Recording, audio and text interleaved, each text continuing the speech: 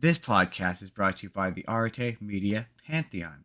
Please head to artemedia.org to see plenty of podcasts from our great friends. And if you would like to start your own podcast, they can provide you with the tools and resources to do so there. So please head to artemedia.org. That's ARETE media.org. On with the show, Jordan? On with the mostly free choice. Jordan, it's an uncharacteristically flawless intro. It's unlike me. I mean, it's not uncharacteristic at all. It happens every time. What are you talking It's about? always a flawless intro. It is always flawless. Nothing ever goes wrong. Nothing goes wrong. Nothing goes wrong, and nothing can go wrong. Welcome to the Spurr podcast, everyone. We are flawless podcast machines. We are churning out a podcast, an episode. We're on episode 16 of season 3, which makes this the longest season thus far. Welcome to the Spur of the Moment podcast, everybody. I am your host, as always. I am Justin Spurr. I am joined by my co-host. It's the incomparable Jordan, everyone. I feel like I've been missing out on the intro saying the name. I don't think so. I think we've been pretty consistent. Have we been consistent? Also, you're right. I am incomparable. It is true. It's true. Nope. Nobody can match up to my particular brand of crazy. On today's show, Jordan, the Rock, the Dwayne the Johnson, he's wearing a muscle suit for Moana, live action Moana, and it looks funny. I don't know if you've seen the pictures, but they're very funny. Why? Were his already bulging muscles not big enough? Like Apparently they had to be cartoonishly big? Apparently not. I don't. Okay, we're gonna talk some Lilo and Stitch live action. We're gonna talk about Sonic 3 trailer. Shadow has a gun. And I don't have a ton of news this week. That's pretty much it. And then the rest of the episode we're going to be talking about, it's mostly a free choice. We've selected things that the other person has to watch. And we're going to talk about that. Stick around. They're going to be fun. It includes a very long, inevitably going to be a very long discussion about The Room. I'm actually legitimately excited to talk about that movie. But, Joy, let's talk about the Dwayne Johnson's, let's talk about his muscle suit. Yeah, so why? He's already got bulging muscles. I don't understand. Like, does he have to be cartoonishly big? Isn't the point of putting it in live action to bring it out of the crazy, like, over the top of what makes animation and bring it more in line with like what a reality would be? So like, it doesn't really feel like you need to have him in a muscle suit. I completely agree. Isn't he already cartoonishly big enough? Like, isn't that the like? He's already the Rock is already a very muscular man. Like you're bringing it into reality. Why? Why? I guess would be my summation to that. Sorry. Why? While you're talking, I'm trying to find. I can't find a good image of it. I don't understand. It looks bad and it looks funny, and I already don't understand this. This already feels pointless. Like I when bringing it from having the person who did the voice do the thing it just feels even more, it makes it even more of a pointless exercise to me. Also, it hasn't been out long enough to really have any, in my opinion, strong nostalgia for it. Sure, I mean, there's a lot of those that I would say that the same thing, though. I would say How to Train Your Dragon hasn't been out long enough. Yeah, personally. Yeah, we talked about that last week. I completely agree. Yeah, that one, the nostalgia hasn't been long enough. It's still too fresh. It's not like it came out in the 90s and it's been like 30 years or whatever, 20 years. Like, so it's a little bit different when it's only been 10 years. And then it's funny, in a Dwayne Johnson adjacent story, I pulled it up like thinking it was going to be the bodysuit story, and it's just Dwayne Johnson endorses singing in movie theaters. That's the fun part. And no, you're wrong. Don't sing in the movie theater. No. Okay. Feel the vibe is what I would say. Quietly to yourself, like muttering to yourself the lyrics. Sure. Okay. That's one thing. Belting out like, defying gravity, like super loud and obnoxious. No, there's no realm in which that is ever appropriate. Right. I would say feel the vibe. So if you're in a theater full of like-minded people who are also all singing, all right. But like, if you're the only one, read The Room. If you're the only one singing in a room of nobody else is singing, read The Room. But like, also have dedicated sing-along screenings. I mean, that would be the solution. That's the Yeah. easiest solution to that problem. Boom, done. You'll make a ton But of to, additional money. but to be fair, it Solves just the feels like a problem. lot of times, and this is a strange tangent, I know, but it feels like a lot of times corporations don't want to do the things that will actively make them money. Like, and again, strange tangent, I know, but why are there not adult only flights? Right? I don't get that either. Like people would pay you. You could charge a premium. People would pay a lot of extra money to be on a flight which has no kids. Yeah. I know, I got it figuring. random tangent, but that's just that what that makes me think of for Um, whatever reason. so Jordan, my next story, I sent it to you last night, and that's because I thought it would be funny for us to try and dance around talking about this trailer. Jesus the music, Jesus the movie. Disney Pixar presents Jesus. That's what that looks Je- like. Je- yeah, Jesus the movie. Yeah, Yeah, yeah. yeah. That was a strange That one. was That very one. strange. Apparently, it's based on a Charles Dickens story, which is why the framework is it's Charles Dickens telling the story. I'm like, so it seems like part of the narrative of this movie is the Jesus dying bit. So I'm like, are they And gonna do the that? Jesus, the Jesus dying and being resurrected and having godlike powers and walking Oh on yeah, water and stuff. this is the Jesus is a magic wizard man version of the story. Yeah, Yeah, yeah. yeah. I will say that the casting choice, I kind of, and this is purely because I think he looks like him. I think Jesus should have been played by Keanu Reeves. That would have been funny. He does kind of look like He looks like Keanu Reeves in that he trailer. does look like Keanu Reeves. But my favorite bit in the trailer is where it's them on the boat and he's just out in the middle of the ocean like, sup. Like Yeah, I saw it when you sent me that, and I first started watching it. I was like, this feels like one of those like I don't know how to describe it. One of those cheap animated ones that's on Netflix. That's like oh in yeah, the that's third world absolutely country. And but then I hear some like well known voices that I recognize, and I'm like, they feel too big to be in oh this. no, that's because that movie is very cheap. It looks very cheaply animated, and it probably was. It was probably cheaply animated, and half the budget went to paying for those voice actors. Plus, Jesus is easy to convince people to do a Jesus movie. I As suppose, long as it's not but an overly embarrassing one. I'm guessing the fact that it is animated gives it some level of prestige, I guess. I don't know. I don't know. I just thought it was funny because I was like, this is really earnest in a way that's really funny. yeah, I don't think I'm gonna ever No, I watch have it. no intention of watching it, but But were it to, well, I should say, were it to come across my screen on like a Netflix or a Prime, I would maybe consider it just out of morbid curiosity. Because I will say, maybe we'll talk about it for the Christmas special we do. But I um, feel like it would make a good drinking game. there's a nativity movie that's actually quite good. Maybe maybe that's sacrilegious to say, but It's probably not a great thing to say. Jordan, they're making a Masters of the Universe movie, and this just my question really with they've casted he's in final okay. talks. Idris Elba is in final talks to play the character Man at Arms, which I know you don't know by name. At least I don't think you do. Um, No. The He-Man and the Master of the Universe. The only ones I really know are Skeletor, He-Man, She-Ra, and I think there's Lionel. no, that's a different franchise. Oh, That's Thundercats. right.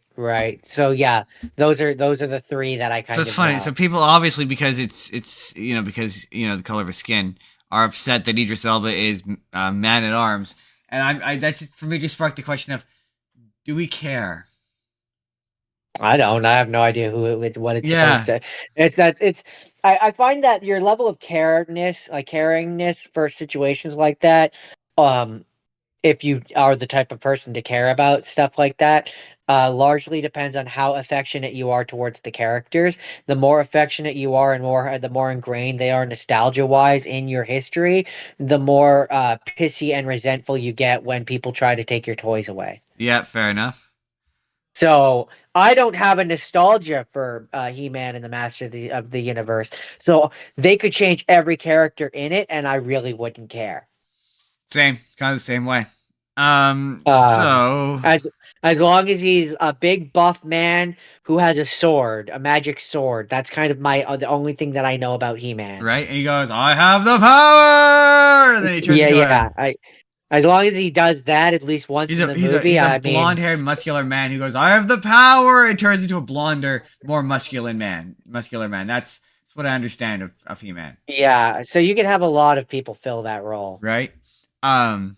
So live action Lilo and Stitch, Jordan.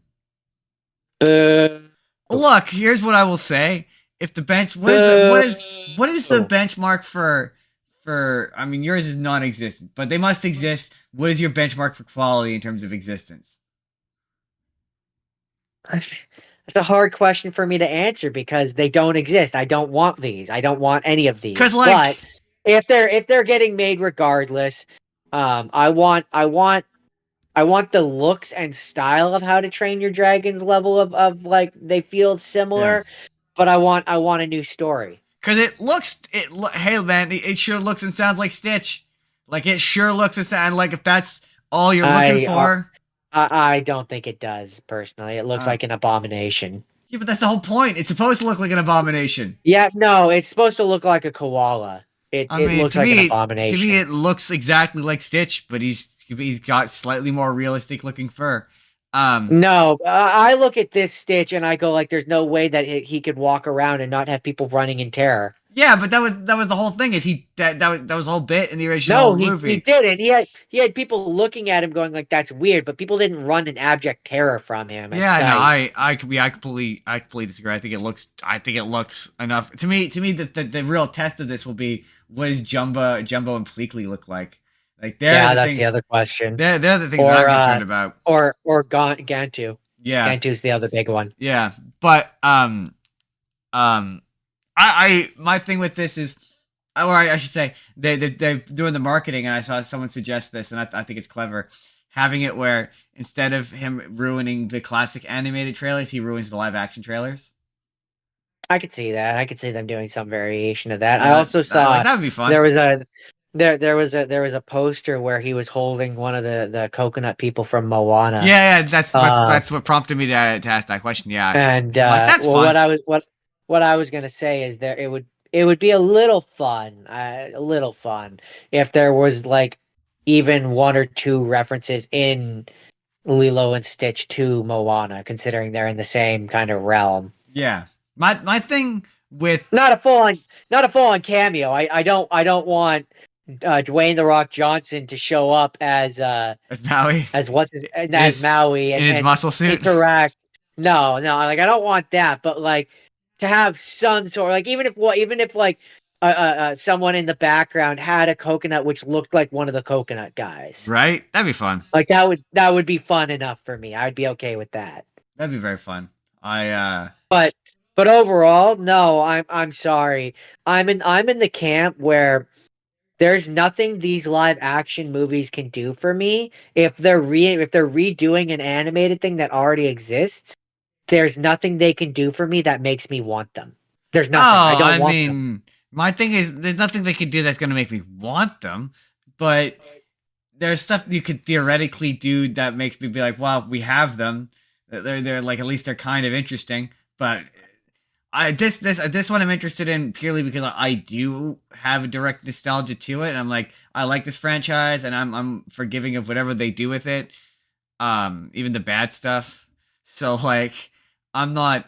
This franchise has been weirder, so I'm not. I feel like I This is feel the one like that if doesn't this bother me for some reason. I don't know I, why. I feel like if this had been one of the only ones they did, like if they had done like Aladdin, insert another good one, and then they tried this, Yeah. um, then maybe. And same with the How to Train Your Dragon has this issue as well. If there hasn't been 50,000 other live action attempts at all of these different things, and there had been one or two, and that was one of them, I feel like my opinions would be far kinder. I But for because there have been so many like insert live action or photorealistic thing here, because there's been so many of them, I'm burnt out, man. I'm Yeah. done. It doesn't matter how good these things are at this point. It just makes me roll my eyes and go like, "Oh God, now they're doing insert live action, like I will be. insert beloved animated thing that they're doing in live action for some reason." I will be watching it on Netflix like God intended. Like yeah, Yeah, give it a rest. these things are not doing enough for me to warrant going out to the theaters to watch them. They're just To not. warrant it, yeah, and it's an endless barrage of them. Like they haven't done any Disney in particular hasn't done anything fresh other than these live action And it's the remakes. audience's fault. The audience keeps showing up to them. They keep making money because they're just like, it looks It's like the thing, and that's enough for people. it's it's I'm like, so I'm like, exhausting. it's not enough to look for me. I'm like, it's not enough to look like the thing. I have the thing. I can go boot up the thing. Yeah, I have it. I have Lilo and Stitch. Like my thing with Lilo and Stitch, my thing with transferring a thing from one medium to the next is what are you doing with that medium? Like what are you doing in live action that you can't do in animation? And there isn't really anything in that story that would be improved by having it be a real person. There just isn't. It's just not that kind of story. Or like in the No. case of like, why would you take a live action thing and make it animated? Well, because you can do a lot more in animation. You can have creative action sequences that you couldn't do. Like I understand the benefits of swapping from one to the other, but in this case with this story, I just don't see what it has to gain other than another Yeah. run at some money. When I was in college and I was in my animation class, the big thing that my and he was a very well known Disney buff. Like he worked on a lot of Disney things. I think he might have actually worked on Lilo and Stitch. Um, but one of the big things that he constantly would say, and this is sort of it's ironic that we're now going in the opposite direction, is um animation is expensive. You would never do with animation what you could do with live action.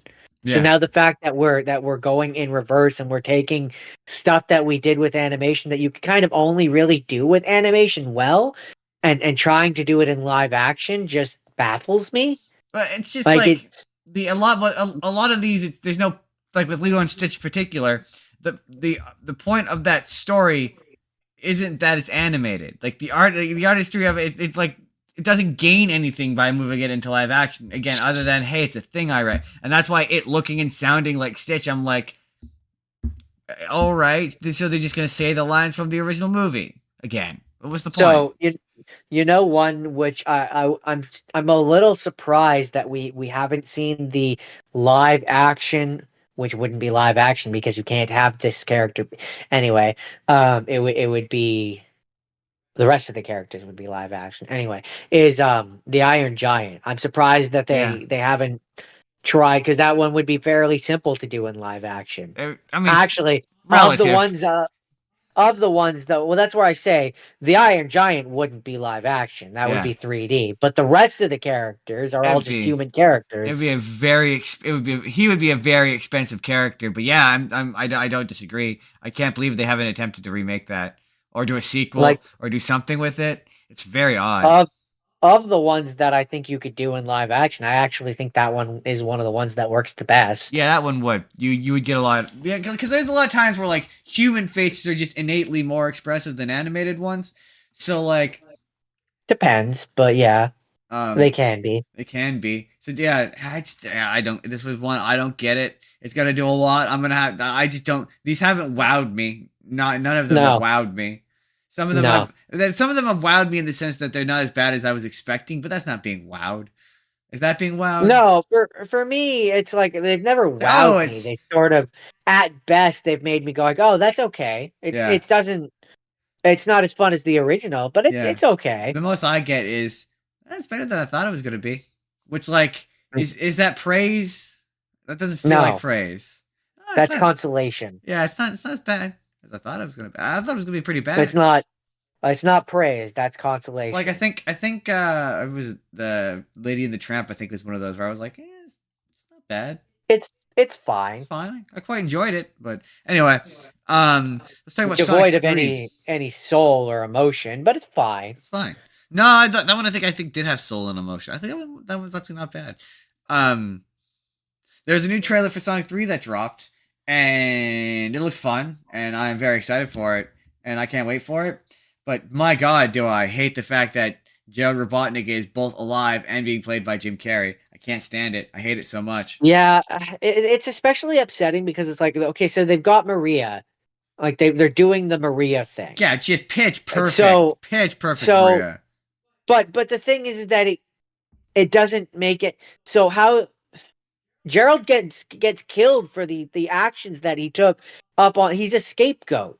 He Yeah, gets killed for all the experiments and all the stuff that happens up on Ark. He can't survive.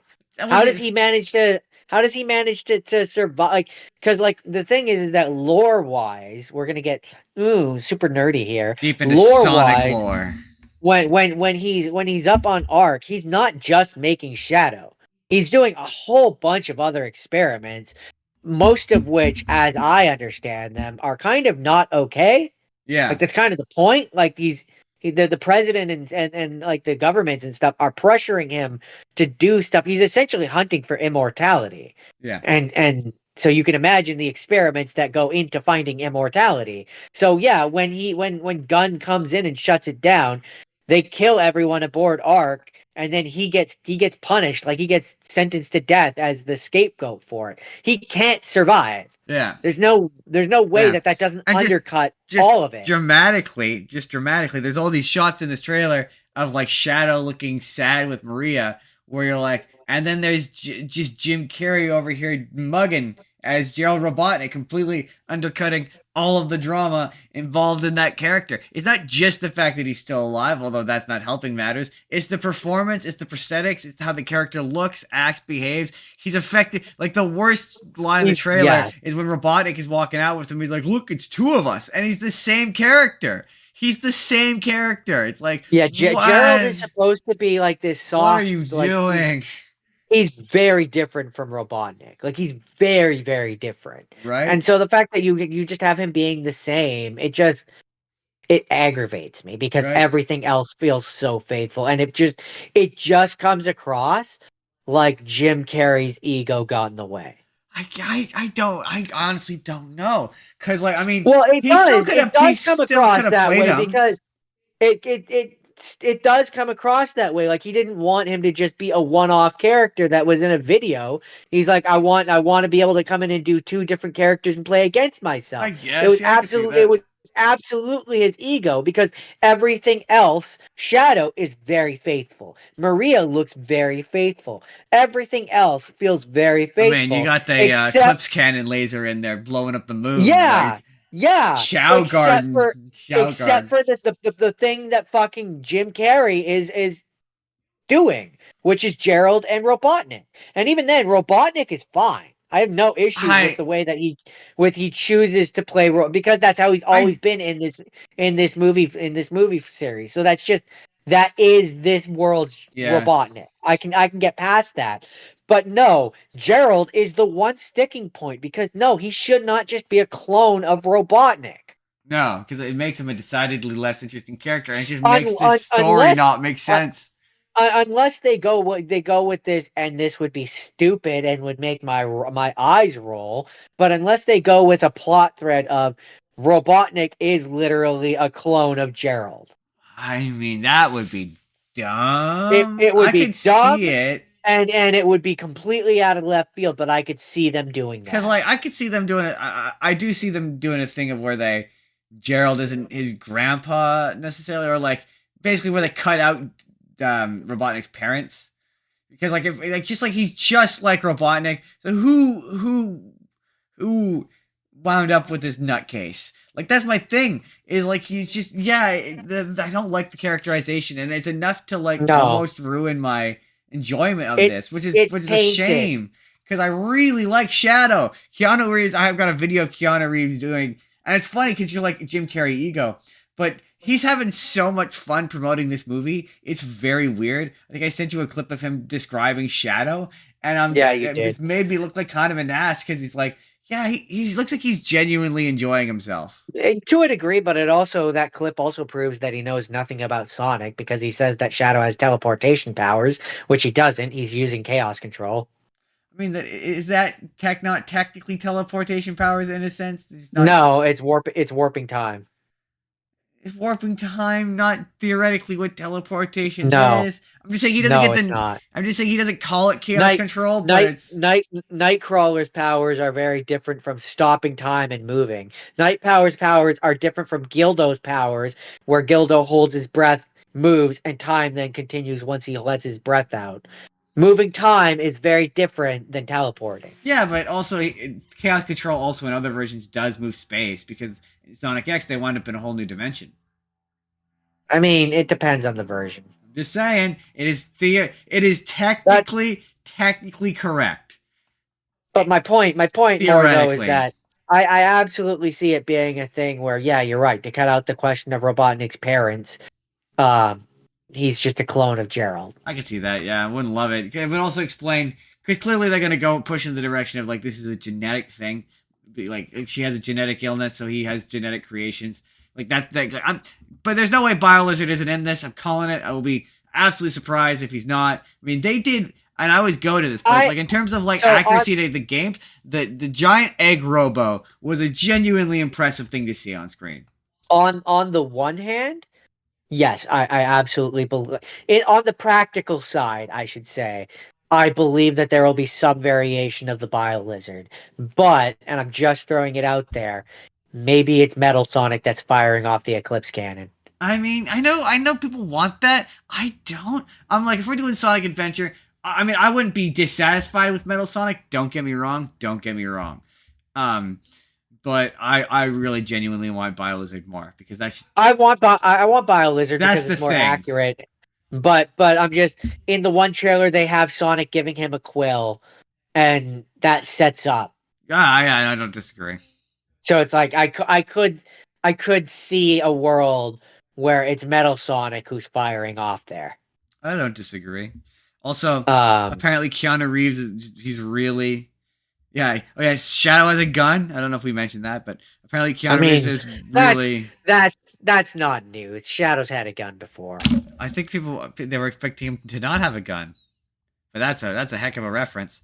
Yeah, there's a video of Keanu Reeves voicing the characters, and he's also having a ton of fun. Apparently, he knows a ton about the character. He's really invested in this. It's just the image of Keanu Reeves being Shadow is just like an incredibly surreal thing.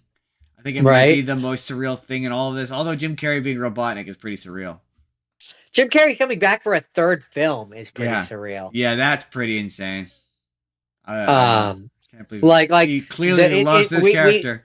we live in the timeline where the Jim Carrey, the man who doesn't do sequels, came back for 3 Sonic Yeah, I'm movies. telling you, Like his that's a very filmography. funny world to live in. His filmography is hilarious because it's just the end of it is just 3 Sonic movies. Like that's how he's Yeah, ended yeah. his career is 3 in a row. It's not like he like I think oh no that's not true. He might have separated the first and second one with Kidding, but otherwise it's just Sonic movies. It's very funny. Oh, hey, I can respect it. And then finally, finally this is the last one. This is the last one. Finally, we talked about Ryan Reynolds and Hugh Jackman and them making a movie. Apparently, there's a Mighty Mouse. Oh, it's his company will produce it. Oh, interesting. Apparently, there's a Mighty Mouse movie in the works at Paramount, and Ryan Reynolds' company will produce it. Which, like, Interesting. that's kind of neat because I think Mighty Mouse is one of those. There's certain characters from back in the day where I'm like, I'm surprised these haven't attempted to make a comeback. Mighty Mouse is definitely one of them. To be fair, I only know Mighty Mouse because I used to work in a movie theater and they used to have a giant Mighty Mouse, and yeah, that's why I'm aware of him. that's why I'm aware of him. That and the Andy Kaufman bit where he's like, "Here he comes to save the day," is the reason why. And also from Liar Liar, where he's like, "Here she comes to rule the day."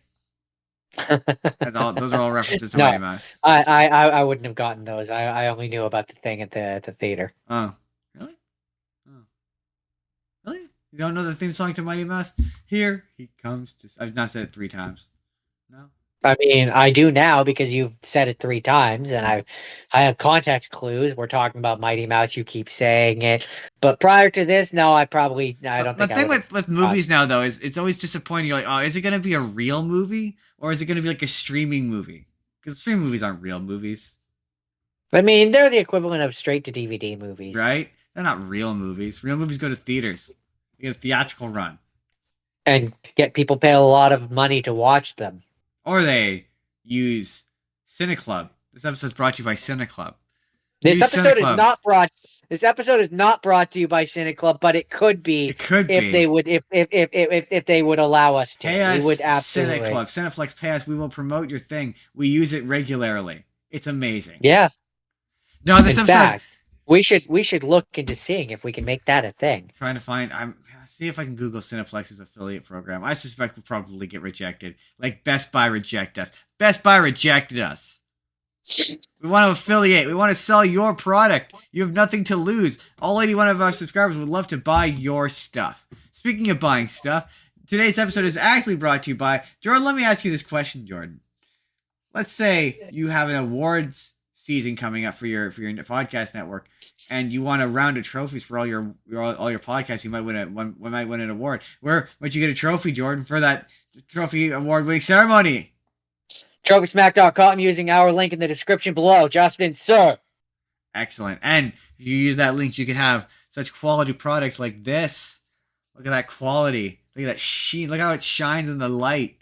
My friends. As well as ooh, look at you that. can buy those as well as belts, rings, token toppers that are custom engraving, posters for losers,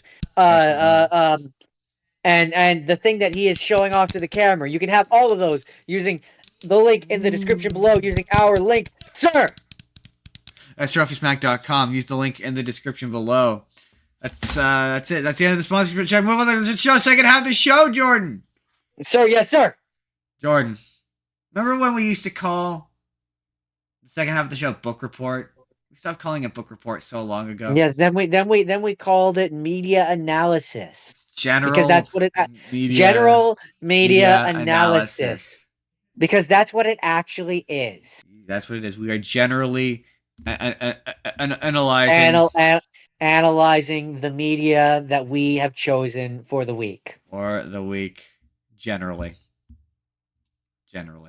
Because media can be more than just movies. It can be TV shows, video games, books. So, Jordan, if this week it was mostly more or less a free choice, Jordan, what were the movies I told you had to watch? You told me to watch. There was The Disaster Artist. Yes. There was The Room. The Room, The Disaster Artist, the guy who doesn't like musicals. Later on in the week, you challenged me to Nerdy Prudes Must Die, and there was The Bad Guys. They're the bad guys, and I had to watch. What were you subjected to, Justin? I had to watch Death Note 2017. I had to watch Sex and the City. I had to watch Bridget Jones's Diary. And I had to watch 2 Kill Bill movies. And you'll never guess which one of those was the worst movie. Was it Kill Bill? I'll have to tune in to find out. Winky face. Winky face. And then the rest we filled in. We peppered in with quasi-related. So Jordan sort of said either he wanted to do it either for me. It was either going to be about death or it wound up being weird stuff. So mine is a mix of weird stuff and stuff involving the character of death. Jordan. Fine, since Justin gave me so many things that I had not seen, I was like, you know what? I'm gonna lean into this. And so everything that I watched this week, I have never seen before. Excellent. There are no have seen. That's the twist. This week there are no have scenes. Drop the mic, walk away. Full stop. Wait, I can do that. I can do. No, that's the wrong one. I can do it. No, that's not. That is not the sound that I was looking for. Okay, let's do it again. Jordan. That's it. Okay, sure. Yeah. Okay, fine. There it is. Yep, that's the one. Well, that's just rude. You're having too much fun. You need to stop. Get back on the program. Okay, let's start. Jordan, what's your first? I suppose I don't know how we're rapid fire, Jordan. First rapid fire is The Dark Crystal, which Ooh, is a Jim spooky, Henson spooky Muppet movie. Muppet movie.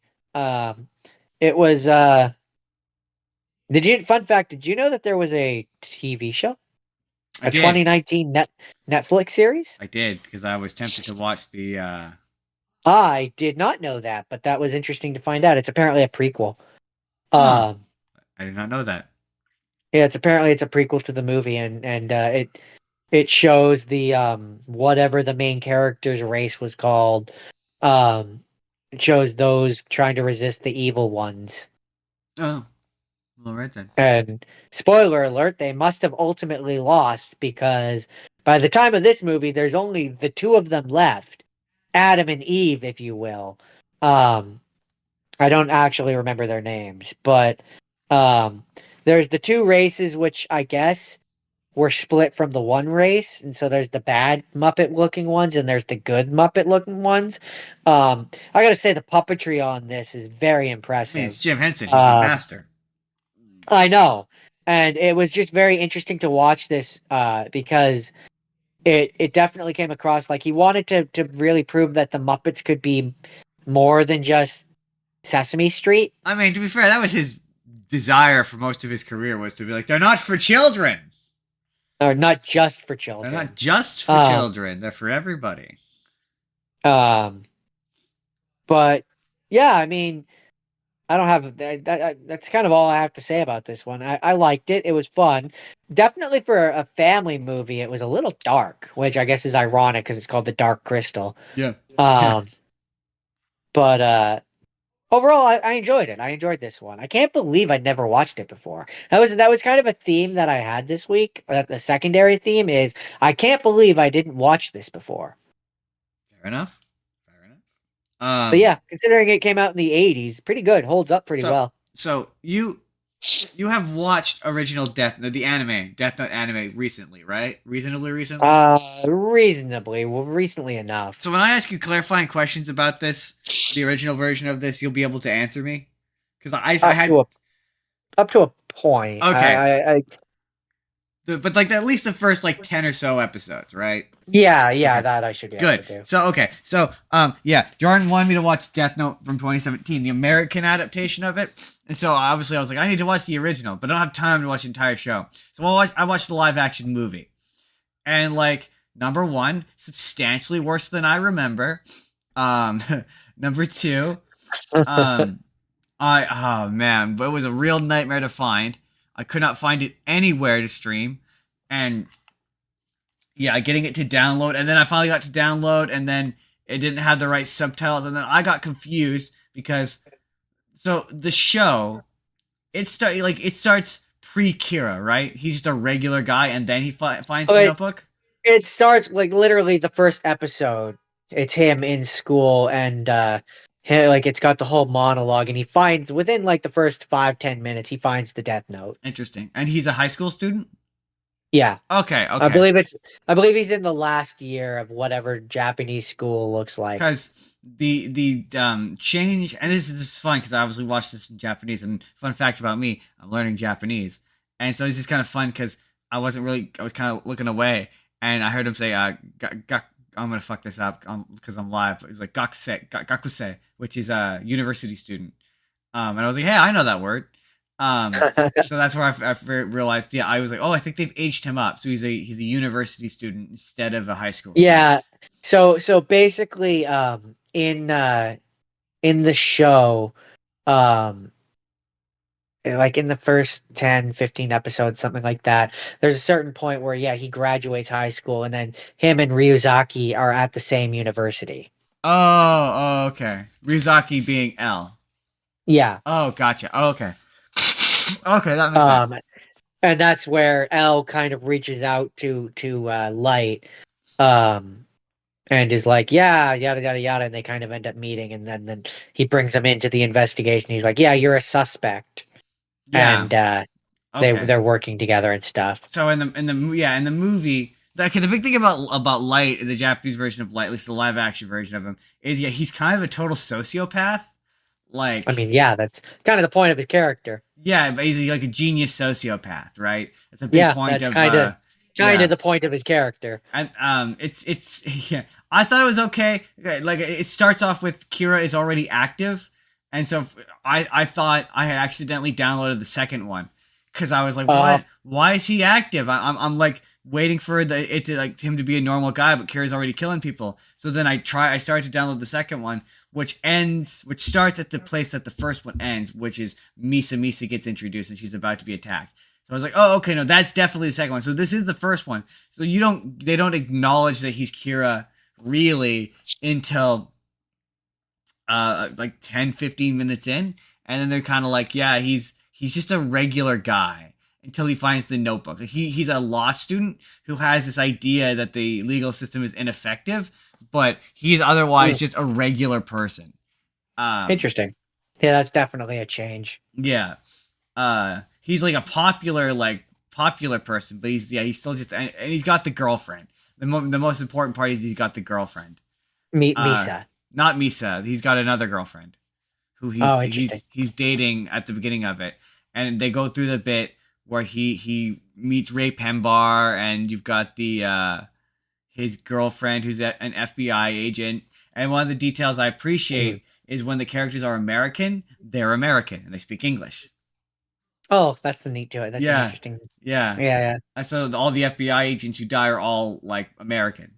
That's smart. That's smart. Yeah. So then at the end, Obviously, in animation, anime has always had this issue where it's like you lose that. You lose that a little bit. Absolutely, yeah.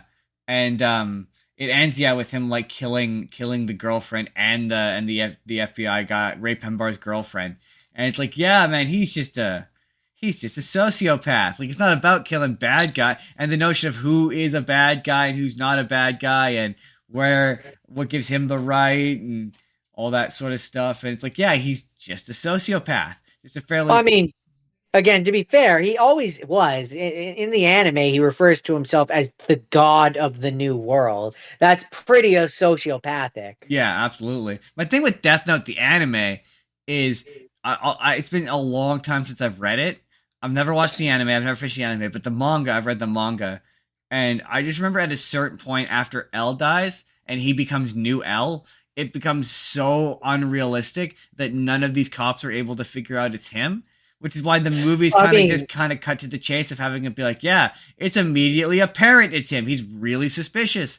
And it's not that this movie paints it as though it's not that he's particularly smart. It's just that the cops are grossly incompetent. My issue with the show when it hits the point after he kills Elle and he takes over the investigation is, yes, the cops being dumb is irritating, but at a certain point I don't understand why he keeps that. I get the argument, it's obviously it's his arrogance, but just from he's a very smart character and he doesn't need them anymore. I don't understand why he doesn't just do away for me with it's them. the stuff like, how did you know that Kira would do that? When you mean how did you know that? That requires a really specific level of insight. How do you have that? You must be Kira. Like they're all supposed to be investigators. This is literally their job. Like if they were regular people, all right, I give you he's a deceptive narcissist. But I just remember it got really ridiculous in the back half. It does at a certain point. And then by like Kira, I mean I think it's especially because they bring 4. in especially because they bring in Nier and Mello, who studied at the same place L did, because they were clearly like, well, shit, we killed L way too early. Yeah, we need a new L. We need a new L. And they just were never. Those two characters were never. It wasn't the same. As I recall, having not watched the second movie, but as I recall, the second movie, I like the ending better because he writes his own name in the book, and then he writes Light's name, so it's technically a tie, so no one wins. And I like that ending better because it's more believable. Also, this movie is very odd because for whatever reason, I don't know if they wrote the song for the movie, but the Red Hot Chili Peppers were involved in the soundtrack for this movie, so the ending credits just says Danny California for some reason. For the Japanese version? Yeah, for this live action movie, just out of nowhere. It's just Danny California's playing. And it's actually the first Okay, time I heard Danny California was in that movie.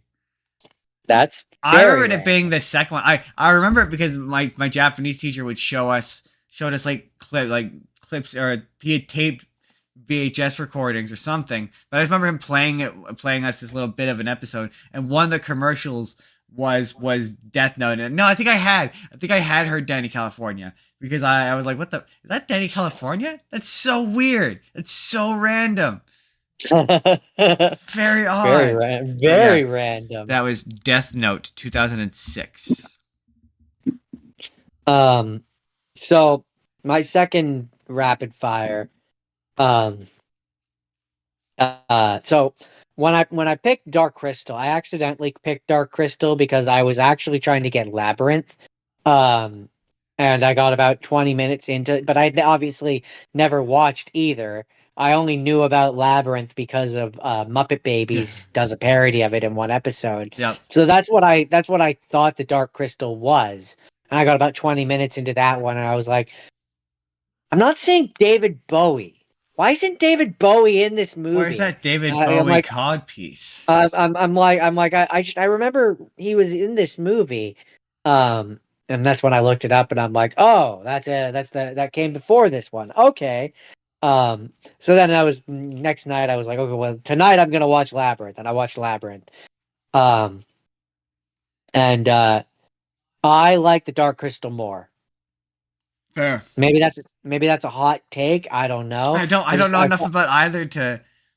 I uh I find the plot is a little more focused in the Dark Crystal. Um that being said, the music in this one's fun. If you like David Bowie, it's really David Bowie's Bowie in heavy. space. Yes, Um that's I've heard it's but very David basically, Bowie heavy. um fun fact is uh about this one is apparently Jones of Monty Python wrote the first draft of the film's script early in 1984 Jones. from Monty Python. What's his first name? I don't know. It just says Jones of Monty I Python. don't recognize the name. I Um, don't know a Jones of Monty Python. it was this was the last feature film that Henson directed. Yes, that I knew. Because it apparently didn't do well, which broke his heart. Yeah. Um, and yeah, no, basically, uh, sorry, this was early in the week, so I'm trying to refresh my memory. Um, the girl who plays the girl who's the main character, who is played by Jennifer Connelly. Um, she is an absolute teenager at the beginning of this movie. She was just such a teenager, just the worst kind of teenager. I Um, Unpleasant, worst kind of teenager. You know exactly what I mean. do. Um, I do know and exactly what you mean. her very reasonable father and stepfather ask her to look after her little baby brother for the evening while they go out on their date. And she is just such a teenager and is being very teenager and is yelling at this baby who's crying, and it's like getting angry, and I'm like, it's a It's baby. a He doesn't baby. know Stop yelling at this that what he's baby. doesn't know that what he's doing is wrong. Like, come on, stop being a unpleasant teenager. Um, Stop being mean to the baby. and that's where she's like, I know if I say the correct words, the Goblin King will come and take you away. And I'm like, so does she actually think that this is a real thing, or is she just being dramatic? And then she says, and then it keeps cutting to the puppet Muppets, goblins, which are like, oh, she's gonna say the thing, she's gonna say the thing, and then she doesn't say the thing, and then they're like, oh, she was so close, and then she accidentally says the thing, and that's when the movie actually begins, and we go into the world of the labyrinth, and there's the whole adventure, and it's fun, There's it's a cute. there's a whole adventure with Again, shenanigans and oddly mishaps. oddly dark for a family movie. That's kind of It what looks what I would dark. say I remember what the I would say episode of about these movies. the Muppet Babies where every time we'd cut to a clip from it, it'd be like, "Ooh, this movie looks upsetting." it as an adult I like it. I don't know that I would have liked it as a kid. Yeah, I can understand why it maybe struggled yeah, at the time. yeah. It feels like one of those ones you're like, I love this movie as a kid, but it scared the pants off of me. Like it gives me that it's vibe. sort of like reading about it, it sort of developed a cult, like a cult following, and Yeah, I can see why. Like I can see a group of adults who, once they became adults, were like, "Man, I remember this movie which scared the shit out of me yeah. as a kid," This movie was and went back fucked and up. watched it and enjoyed as adults. I can see that. And like in the '80s, adults didn't give this a chance because they're like, "Oh, it's a kids movie," Probably. Yeah, I could see that. I could absolutely see that. but it was fun. It was fun. Right. That's all I have to say about that one. That's all I have to say about that. My second one involves the character of Death, and it is Bill and Ted's Bogus Journey. Second Bill and Ted movie. Um, this movie I thoroughly enjoyed. I enjoyed it. There's a couple of cameos which I really appreciated this time that I obviously wouldn't have when I was a kid.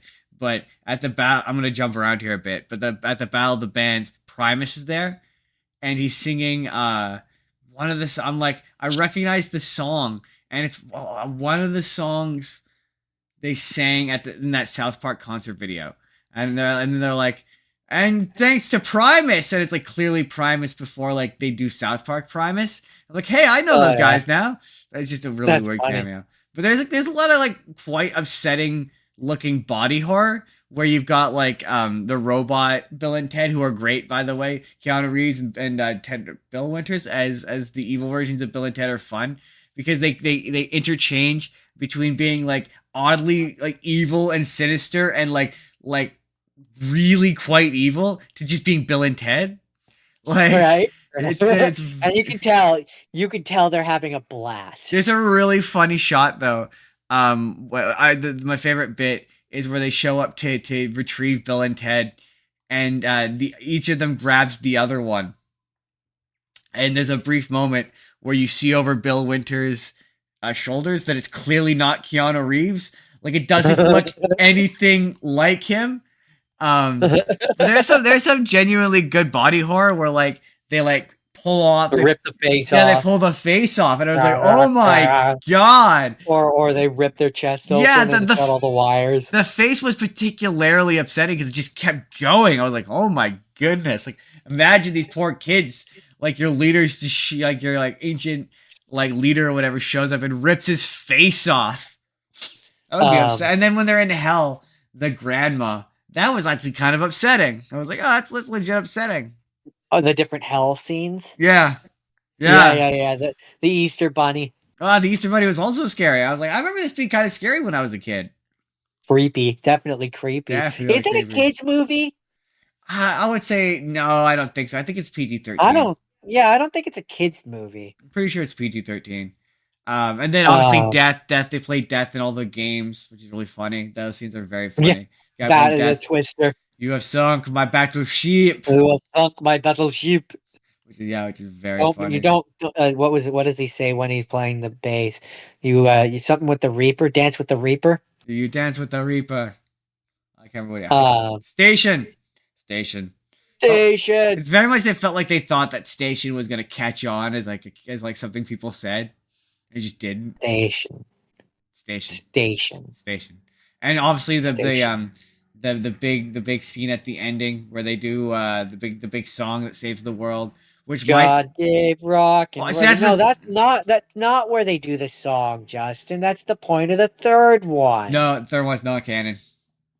The third one is canon. No, there was not canon. No, no. What's funny though is my theory is that in terms of the context of the second one, not knowing that there's going to be a third one, I don't think that what they're playing, what we hear, like we hear God gave rock and roll to you. I don't think that's the song that they're playing.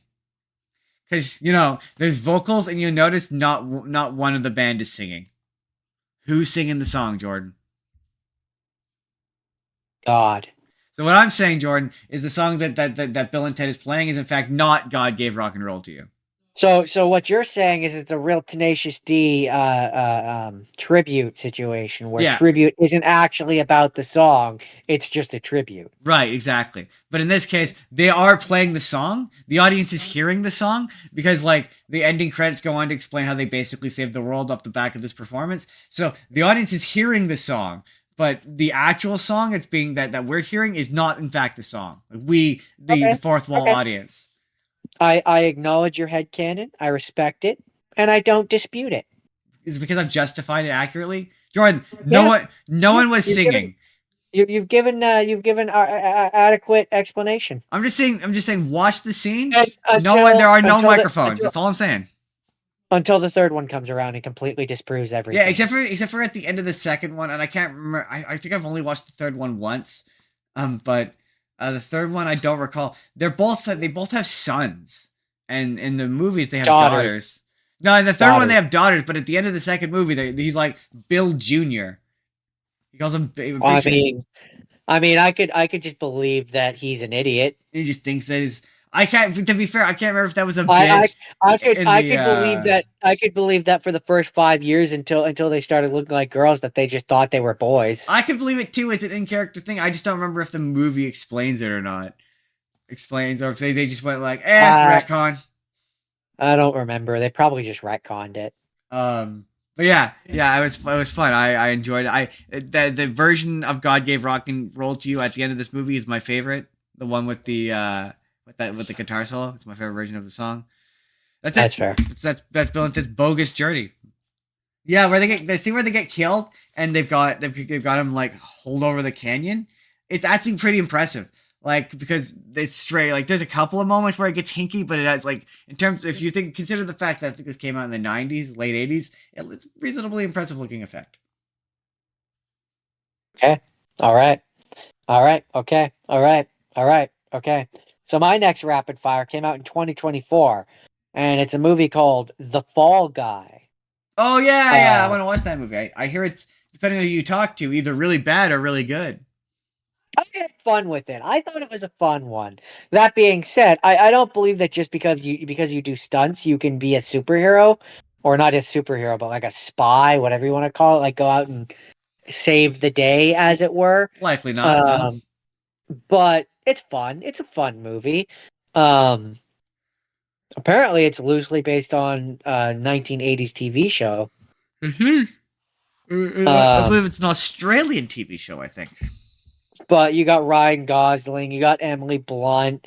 There's, I think I think what I like about it is it at least acknowledges the hard work that stuntmen put in. Yeah, I mean, yeah, they put in a lot of work. They put Um, in the work. Is what I'm saying. but That's what I'm saying. I mean, it's not for me. It's not like breaking any barriers or like doing anything super amazing. It's a pretty paint by numbers action movie, but I had fun with it and I had a good time with it. Fair enough. Do you have any questions for me that I might not be able to answer? No.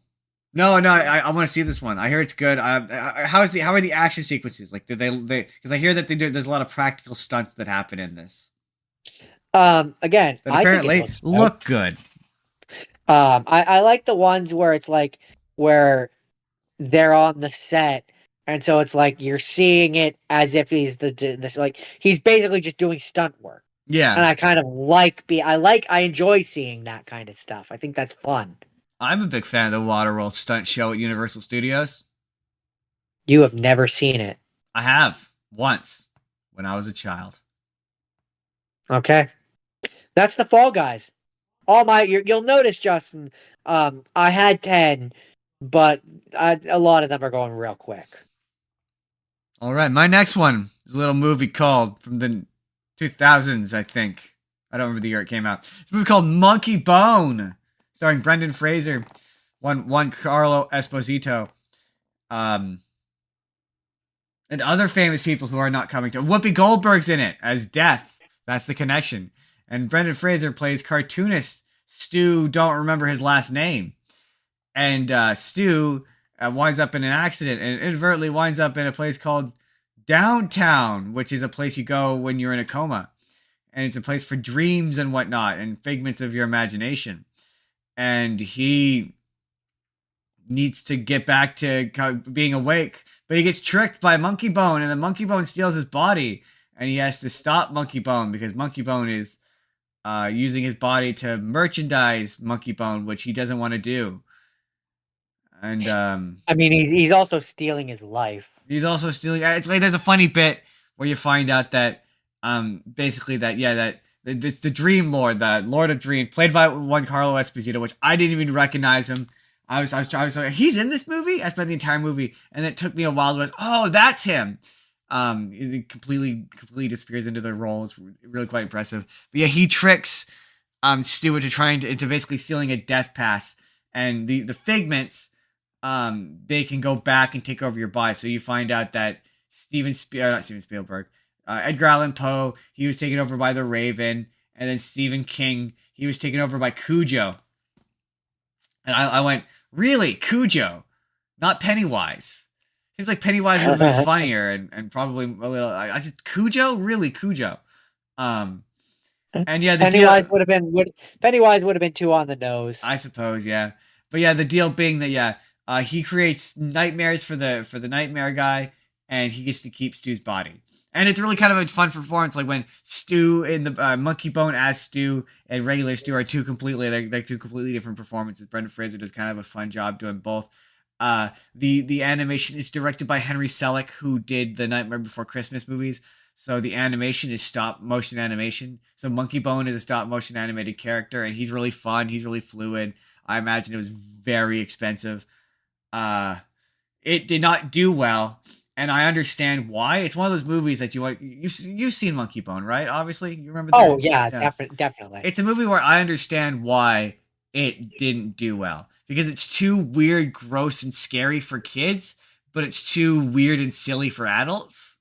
Like it's for mainstream adults. It appeals to a very particular niche audience. Like the bit where it's like he's in basically those who like Beetlejuice. Yeah, that audience. Yeah, like I could see the connection there, because it like there's certain sequences, like the dream sequence, where you see it like the nightmares that he was drawing, which, like, man, severely unbalanced man. But when he gets trapped in the nightmare of like them sawing him or whatever, and it's in black and white, it's like it's upsetting. Like this movie, I remember this movie being upsetting as a child. I definitely remember that. This movie definitely feels like it was inspired by Tim Burton. Yeah. What's interesting is it's based on a comic book, and I tried to track down what the comic book was about, and it's the same. It's the same. It's really? Yeah, more or less. It's he goes to, it's got a different name. I can't remember what it's called, but he winds up in a coma. The sister wants to unplug him. He has to get back to it before he gets unplugged. The whole works. Oh, Chris Kattan as well as him as the body, with the doctors trying to like chasing after him, trying to retrieve the body with all the organs in it. Yeah. He's very funny. What else? Yeah, I think that's it. That's all I had to say. I'm just trying to think. Death. Whoopi Goldberg's death. She's very fun. Yeah, that's fun. That's a fun performance. It's one of those things where, like, how you go on with life knowing that the concept of death and the afterlife and all that, like, it just exists. Like, I don't know how you continue on with life after that in quite the same way. You live each day to the fullest, knowing what's coming. Yeah, I suppose that's true. That's it. That's Monkey Bone. It's very weird. Yeah. That's the one of the themes. It was so weird, and it involved death. It checked both boxes. Checks both boxes. So you want to talk about movies that were not great and didn't do very well? You should go watch Around the World in 80 Days, which came out in 2004. That movie is not good, and it didn't do well. I mean, to say it's not good, it really depends on how much you like the story of Around the World in 80 Days, because it's just that. I've seen it about 1,000. My favorite version of it is always going to be the Chipmunks movie. I mean, that's definitely, that's one of my favorite. This one, I mean, okay, so here's what I'll say. It has the dude from Night at the Museum. No, not yes, it does have him, but that's not who I'm. The main guy Ben Stiller. is the main guy is Octavius, Octavius. the Roman Oh, gladiatorial little guy. Steve Coogan. Yeah, I think so. Yeah, I got there. Steve Coogan. Yeah, yeah, Steve yeah. Coogan. Although when you look at the starring on Wikipedia, Jackie Chan, of course, gets top billing, even though he's Steve Coogan's character's manservant and is like, you know, not really who the story is actually about. He's a sidekick. Um, Big old sidekick. Sidekick. Um, yeah, I mean it's around the world in 80 days. They go around the world in 80 days. It's the guy challenges him. There's other elements that make it slightly different, but Is it largely it's just is it still around the world in 80 days. is it still in an air balloon? No, the large part of it, like when they first set off, they're in an air balloon, and then they're on a train, they're on a boat, they're on whatever they have to get around the world in 80 days. Because I mean, isn't that the whole thing? That they're in an air balloon? Not in this version. I just remember that the one audiobook. I think it's not an audiobook. It was like one of those point and click adventure games. There was like a Yeah, storybook of life. It was like one of the ones we played I'm winning. as I'm children winning. on I'm Mac. winning already. That's all I remember about that around the world. I'm winning. I'm winning. I'm winning already. Um, Um, it's fine. It's so here's what I'll say, and I feel like this might give you an idea. It had a budget of 110 million. Now it underperformed. Do you want to guess what the box office was? 25 million. Higher than that. 40 million. Higher than that. 80 million.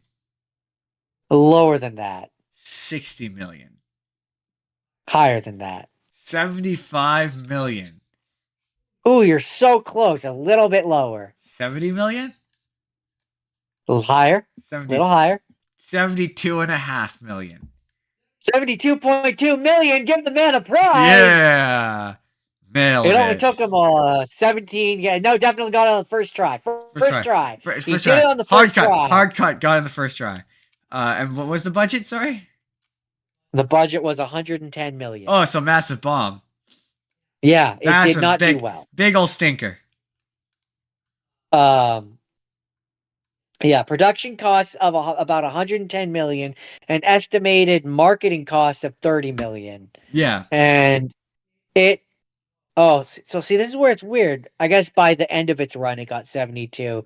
But Hollywood accountant, baby. so US box office was 24 million and 48 million worldwide. Yeah, okay, yeah, that makes sense. I can see it doing it would do well in China because of Jackie Chan. He does very well in China. Yeah. Yeah. So yeah, it's basically Jackie Chan's character is a thief who steals a thing, and that's why he's going with the dude who is about the 80 world. And it's fine. It's fine. It's fine. It's a real 2004 Jackie Chan movie, and everything that makes you think of. It's a real 2001: A Space Odyssey. It's not. It's not. That movie was actually good. No, it's not that. Like it very much like those movies like Spy Next Door. Yes. Inoffensively bad. That level, I was gonna say that level of Jackie Chan quality. It's not one of his better ones. It's like a real tuxedo or a medallion. Yeah, or the pacifier. Yeah, mid tier. He wasn't in the pacifier. No, but I just think in terms of quality. Oh yeah. Mid level Jackie Chan movie. Is that it, Jordan? Is that all you have to say? That's Around the World in 80 Days, baby. Baby. My next one, Jordan. My next one. My next one. Yeah. Okay. Yeah. What's your next one? Get to it. No, I'm kidding. My next one is a movie called Rubber, which is a movie about a killer tire. Rubber? It's about rubber. It's about a killer tire who travels around and blows people's minds. And by minds, I mean their heads off. It blows their heads off, explodes them, explodes their heads. And there's this framing device early on. A cop shows up, and he's like, he has this really long monologue basically about how he's like, why do certain things happen in movies, or why do they not happen for no reason? That's why. Sometimes things just happen in movies for no reason, and this movie is our tribute to no reason. And so then a group of spectators show up, and they all watch. They say the movie, but they're all just kind of standing in a clearing with binoculars, like watching this tire travel across the country, travel basically, and kill people, and they comment on it. And the whole joke is that it's happening for no reason. Like, you're like, why is this audience randomly there watching this movie about this tire, for no reason? And then towards the end, the tire kills this maid at this hotel, and the cop from the beginning shows up, and he's like, there's nothing to worry about, it's over. And everyone's like, what? He's like, nope, don't worry about it, it's over. See? Bang! He shoots himself in the chest. It's like, see? It's all fake. Don't even worry about it. Nothing to worry about. And then when the other cop shows up, he goes, no, it's not. The tire is on this, that, and the other thing. It's not over. It's like, oh, okay then. And he walks back over and he starts interrogating one of the hotel owner or whatever. And the hotel owner's like, why do you have blood on your... It's like, it doesn't matter. It doesn't matter. Why do you know this person? And then he continues on. It's so weird. It's so bizarre. It's just a very strange movie. I think it's on Amazon Prime. It's totally worth checking out. It's very strange. It's very funny, surreal, weird. It's like when you were like weird, it was like the most weird movie I could think of. But it truly is a very weird movie. That is totally worth checking out. But yeah, that's Rubber. Unless you had any questions about Rubber, Jordan. No, not really. Unless there's a man in it who is named Glue, and at one point he says, "What you say bounces off me and sticks to you." I mean, no, but the movie does end with them theoretically killing they think they've killed the tire, and it turns out the tire's not dead, but he's in fact not now he's a tricycle, and him and an army of tires are now ready to take over the world. They're all ready to take over Hollywood at the very least.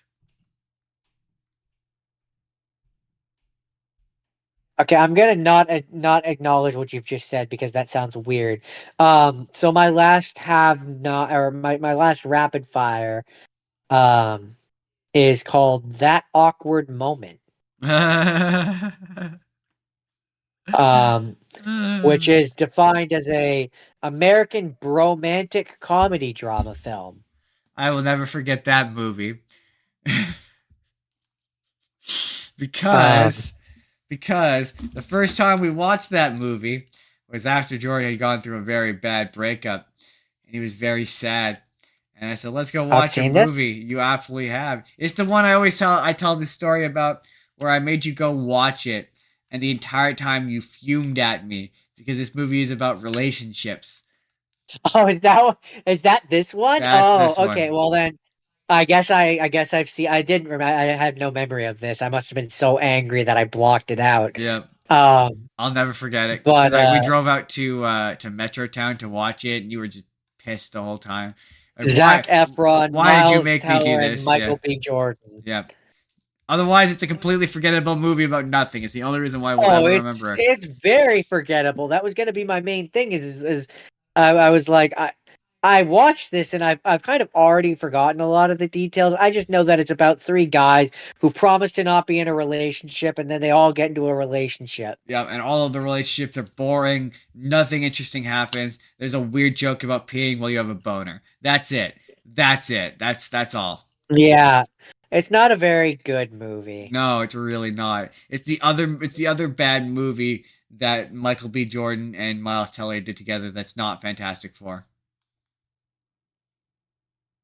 Apparently it had a budget of $8 million and it got 40.5, probably because it had Zac Efron in it. Yeah, I think it was received well. Like, I think people like it. I just remember it being really forgettable. There's just nothing really remarkable about it. It's not bad. It's just very forgettable. That's what I remember about it. That's all I really have to say about that So one. you only It's have one more. forgettable. You only have that was your last rapid fire. Yeah, now the rest of what I have are my have not scenes, How is which that are there's possible? 5. I have, I've got 2 more movies for rapid fire. How many did you do? I did 1, 2, 3, 4, 5, 6. Because I had one, How did two. that happen? Why am I not seeing them here? You know what? It's fine. I can reduce one of them to one sentence, and then just do the last one. That's fine. 3, Um, 4. I had at least 4 there. weird. 5. My I last don't two know. are my To next be one. to be fair, one of them is the wild robot, which we're doing together. Right, right. That's still gonna leave me with That's one te- extra. that's that's technically one of my movies. And then there's Um, there's the 5 you gave me. um. Let's. Which as an aside, I figured we would do that the totally unrelated to both of our topics. One that we watched yesterday at the very end. Yeah. So okay, I got 2 more. So I'll the next rapid fire I was gonna do was Final Destination 5, which really is Final Destination. Um, those movies are, at least by the fifth one, just kind of an exhibition of watching people get brutally killed. It's all it is. The scenes exist to connect people getting brutally killed in graphic ways. It's not really much stuff. The fifth one is trying to develop some sort of lore, or like for lack of a better world, or like rules. So they've got this thing of like, okay, if you kill a person, then it skips over you, so you live for however long they live. um so like the one guy, he accidentally kills a coworker, who in the end it turns out that he was going to die soon anyway, so the guy ends up dying like the next week. um and the big thing about the fifth one, and the reason why I watched it, was the beginning of that movie freaks me out, because every one of these centers around a big catastrophic thing where everyone dies. It's every single one. So Yeah. this one, the big thing is it's a bridge, and it's a local bridge in Vancouver called the Lionsgate Bridge, and it legit freaks me out. Like I watched it and I'm like, it's frightening. There's a level of certain like it being kind of frightening, seeing a bridge you recognize and somebody falling through, when you're on the seawall and you like walk underneath the Lionsgate Bridge, and then there's that point where you can see the thing, like the anchors of the bridge, and like there's the stones around them. Yeah. There's a point where a guy falls through, or a guy or girl falls through a hole in the bridge and cracks it, like their skull on it, and dies instantly. And like that's a legit fear. Like I've had while on that bridge. Like it was frightening enough. Like when I first saw that movie, I wouldn't go on that bridge for years, because it freaked me out, and it still kind of does. Now it's like it looks a bit aged, and you could tell it's CGI, obviously, because the bridge is obviously still very much there. But like very Yeah. much seeing a landmark. I guess maybe that's just how it feels to live in LA or New York. But like not, Or San Francisco. yeah, maybe it's, I don't know. Watching apes go across the San Francisco Bridge and destroying it. Yeah, like I don't know. For me, it just was like, in the case of this movie, it was a very like normal, um like catastrophic failure. It's like due to weather, so it's the kind of failure that could happen. And it's like, yeah, like Yeah. it was legit scary. But no, my last rapid Um. fire is Also, real quick, I now remember why I have 4 and not 5. You nixed my first one, which one was that? The Boy and the Heron. Oh, right, I did nix it. Yeah, that makes sense. And we'll talk about that another time. um Yoga hosers. It's Kevin Smith's, I don't know which movie, but it's him, it's his daughter, and it's Johnny Depp's daughter, and it's a spin-off of. Do you remember um, Tusk? Give me a little more than the name. It's the one where Justin Long gets turned into a walrus. He gets put in a walrus suit.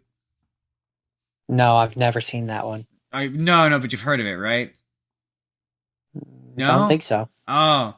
Yeah, it was based on a story that he heard on his podcast. And the movie's basically Justin Long is a podcaster. His podcast partner is Haley Joel Osment, and he goes to Canada where he is supposed to interview this guy who turns out to be crazy, who sews him into a walrus suit. And during the course of the Okay. movie, it's supposed to be part of a 3-part trilogy called the True North Trilogy, culminating in a movie that never came out called Moose Jaws. You'll never guess what Moose Jaws was supposed to be about, Jordan. Moose? I'll give you a real. It's called. I'll give you another swing at this, Jordan. It's called Moose Jaws. What do you think it could possibly be about? It's about moose. Right, Moose Jaws. Oh, I get it. It's about moose that go around killing people. Yes, it's like about Jaws. It's about Jaws, but it's a moose. Right. Okay. That's the entire thing. It's Jaws, I, but it's a moose. I'm sorry. It's just the way that you were saying it. I was like, is it a sex joke? Are you making a sex joke? No, I assume that it's a now that I'm thinking about it, I assume it's a double entendre. It's a reference to Moose Jaw, Saskatchewan. Yeah, that checks out. But also it's just the emphasis in which you were saying. It's about moose jaws. Wink. Moose jaws. Moose jaws. It's supposed to be Jaws, as in Jaws. The shark. Yeah, no, I got there eventually. It's just the way you were saying it. That's why I was confused. He called it his True North Trilogy. And the second one, there's 2 characters in the first one that are at this convenience store, played by his daughter, Moose Jaws. Played by Harley Quinn Smith, his daughter. It doesn't even make any sense. His two convenience store workers, played by his daughter, Harley Quinn Smith, and Johnny Depp's daughter.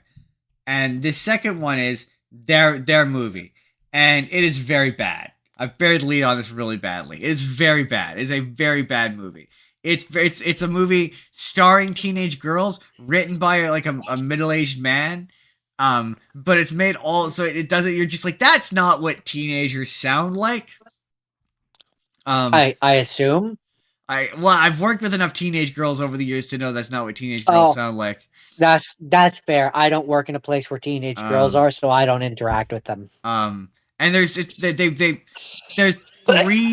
multiple music numbers in this movie. The movie opens on a very prolonged opening credit sequence where they're playing music, and then midway they stop so they can do another musical number that goes on forever, and then the ending credits is them singing "Oh Canada."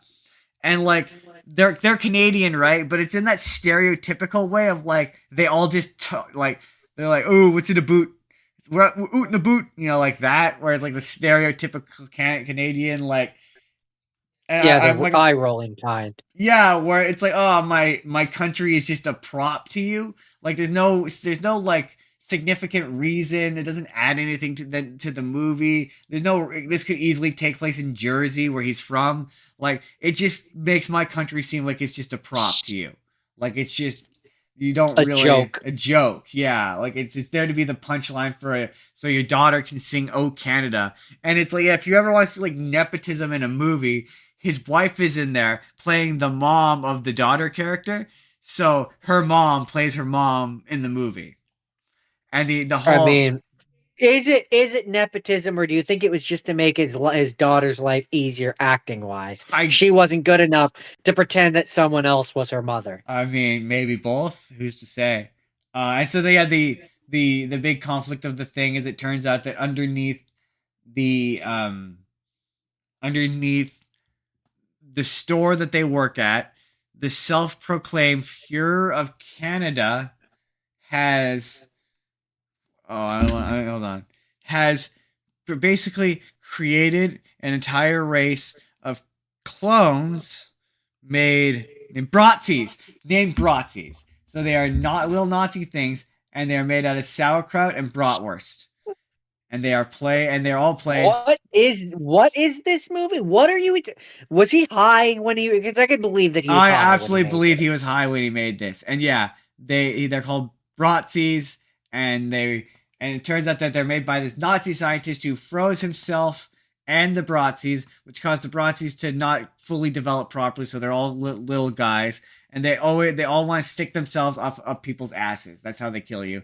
And he wants them to go out and kill the haters and the critics, because this was during that period of time where Kevin Smith was real self-conscious about his work and had this thing against critics. He just was really angry at the critics. He hated how all the critics hated his movies. And so the Nazi scientist wants to kill all the haters and the critics in Canada. I mean, if I was blitzed out of my mind, this sounds like it would be very entertaining. Otherwise, it sounds very droll. There's a couple of really funny cameos. Like there's Kevin Conroy shows up at one point, and he's trying to buy cigarettes, and the girls are really. There's a lot of references to Clerks. Like there's a running gag where they're making signs, and Harley Quinn, his daughter at one point says, "I'm not even supposed to be here today." His daughter's name is Harley Quinn. Yep, Harley Quinn Smith. Yeah. That's kind of amazing. Yeah. Named, I believe he's named after the character. Yeah. That is awesome. That is the second person that I've heard of that has named a character or their child after a Batman related product. Oh. You have to tell me who that is later. I'm pretty sure. Now I'm doubting myself. There were a few jokes that made me laugh, but it was otherwise, yeah, this is really bad. There's a funny Kevin Conroy cameo where he shows up in the convenience store, and I can't remember what he says, but it ends with him getting really mad, like, "Wow, you girls are mean, eh?" And he walks away, and he takes his son with him. And he's like, "Come on, Robin," and he's wearing all black. I'm like, that's pretty funny. Yeah, she's not a very good actress, but she's done something recently where I was like, oh, she is a good actress. This is just like the first thing she did. She's just not very good at it. Okay, Johnny Depp's in there as some weird detective character. He's reprising this detective character he played in the Tusk. Yeah, it's definitely, I like him, but I was like, man, this is not a very good movie. But that's it. That's Yoga Hosers. Very strange. Just very strange time. Okay. So now we're going on to the worst movie I saw this week. Just so you know. Okay. You know what it is. You know what you did. I have no idea what you're talking about. You know what you did. So we're gonna move on to the, for you, have not scenes and have scenes and all that. For me, it's just all have not scenes. So we're gonna jump into the first have not seen long format, which is one of the ones that you decreed that I shall watch. I guess we could call the section the not a free choice. We call the section not a free choice. Yeah, this is the not a free choice. We are now into not a free choice for me as well. You had me choose. You chose for me The Bad Guys. I like that movie. The 22 animated film, not to be confused with the unrelated 2019 South Korean film, The Bad Guys: Reign of Chaos. I can see how you get those two confused. One's about an animated talking wolf, and one's a DreamWorks movie. The other one is about whatever the South Korean film is. The other one's from South Korea, and the other one's a DreamWorks movie. Ha Yeah, it's fun. It's cute. I really like the art style, and I like the animation of that movie. Yeah, I do too, and I could see it catching on. Clearly, it must have done well because it's getting a sequel. Yeah, it's the first one of DreamWorks' the new era of DreamWorks movie where they started to use that new animation style, which is why it does look a little. It doesn't look as like fluid as like Puss in Boots or the Wild Robot, which we'll talk about later. But it still looks really good. It makes I love the 2D on the face to the 3D models. Like it makes the characters look way more expressive. Yeah, it adds a layer of depth to it, is how Yeah, I would put it. And again, we'll talk more about this when we get to the Wild Robot, but it gives them their own style, yeah, absolutely, like yeah, their own, like how each studio has their way. It feels like they found their way. yeah. And it's just it's a fun movie. It's a fun heist movie. It is. Sam Rockwell as Mr. Wolf is very funny. Uh, The snake is good too. yeah, Snake is really good. Um, like they're all very fun. As I was watching it, um, I think I don't remember if I said this to you. It reminds me of, I think I said it to you during the trailer yesterday for the second one. The bad guys, like the world, the characters, they remind me of the Sly Cooper gang. Yeah, I can see why you would say that. That's why I'm like, yes, a Sly Cooper movie would totally work. Absolutely. I can see why they remind me of Because Sly yeah, Cooper though. the big bad wolf very much makes me think of like the criminal with a heart of gold. Right, right. Um, like they fit that role very well. Yeah, it's fun. I have a lot more to say about it. It's a pretty paint by numbers story, but it's a lot of fun and It's it's very cute. cute. It's And I cute. absolutely, probably when it comes to streaming, will watch the second one. I will definitely eventually watch the second one. Eventually. That's my that's the bad guys. This was one of the shorter conversational periods that we are going to have because the next one, which is really two combined into one, um that's going to be its own YouTube video. I feel it. I feel it happening. Okay, Jordan, my first half scene. This little movie called Death Note. This movie's garbage crap. No, it's Death Note 2017. It's the American adaptation of the Japanese anime and manga Death Note. And let me tell you, Jordan, I'm stalling because it is not very good. It's not even that it's just that it's bad, which it is. It's bad. It's a very bad movie, just in its own right. I thought it was 2 hours and 20 minutes. Google said it was 2 hours and 20 minutes. I opened it to find out it was an hour 40. And I'm like, my goodness, this maybe needed to be 2 hours and 20 minutes. But okay, there's just so much wrong with it. Like, so wait, you wanted it to be longer? no, I want it to be short, but I think it probably needed to be longer. Well, I mean, to be fair, that's always kind of the issue with when you take and as you were describing that the Japanese version, I kind of was thinking the same thing. When you take an anime and try to make it into a movie, it very rarely works because Here's what I'll say. you're taking 20 something episodes, and Avatar had the same issue. The when I watched those the two live action or the one live action um Full Metal Alchemist one, like usually when you take an anime and try to try to put 25 episodes into like even a 2 hour thing, you're cutting a lot out. Well, in the case of Like a lot. in the case of that, the live action Japanese one, is that one very much is like I can feel like these are several episodes or several storylines that have been condensed into one thing. And it makes the movie feel very disjointed and very segmented, right? It doesn't feel like a flowing narrative. It feels like chunks that have been strewn together. Whereas this, it doesn't feel that way because it's a bad adaptation of the show. It's doing things from the show out of a sense of obligation rather than actually doing them well. Like, I'm going to start off with, he's lights. They get light wrong. I to borrow your phrasing, they get light all wrong. Where he's not really a sociopath. He feels guilty about what he's doing. He eventually gives it up because he only kills people out of necessity. And the way he kills people, the big thing about light in the Japanese version is he wants to get caught, or certainly he wants He wants people. to. He wants to be known. He wants to be known. That's how I would put it. Yeah.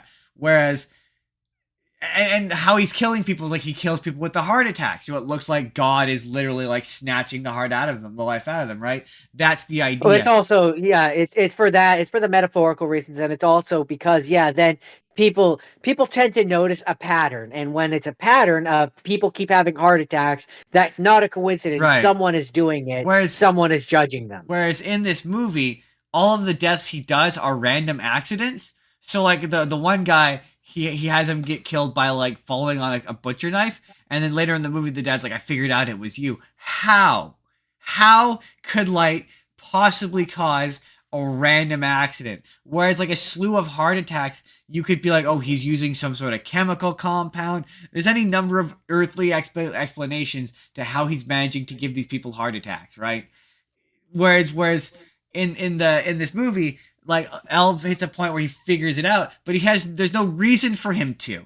He can't have figured it out. Like there's nothing connecting light to him, but he has to because movie.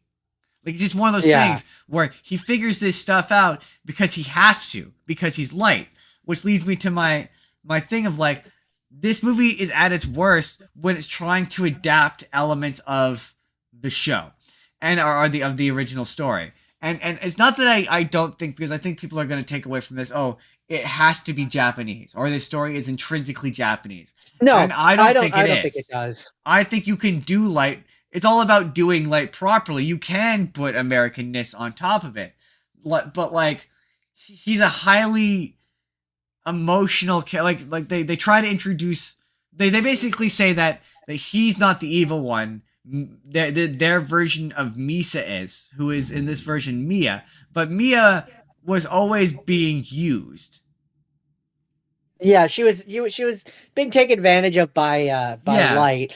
And like one thing is that like they very much try to portray she's not stupid. Yeah. That's a point that they very much make. She's not stupid. She's just naive. Like so light fully takes advantage of that naive. Whereas this movie is like she's the bad guy. She's pulling the strings.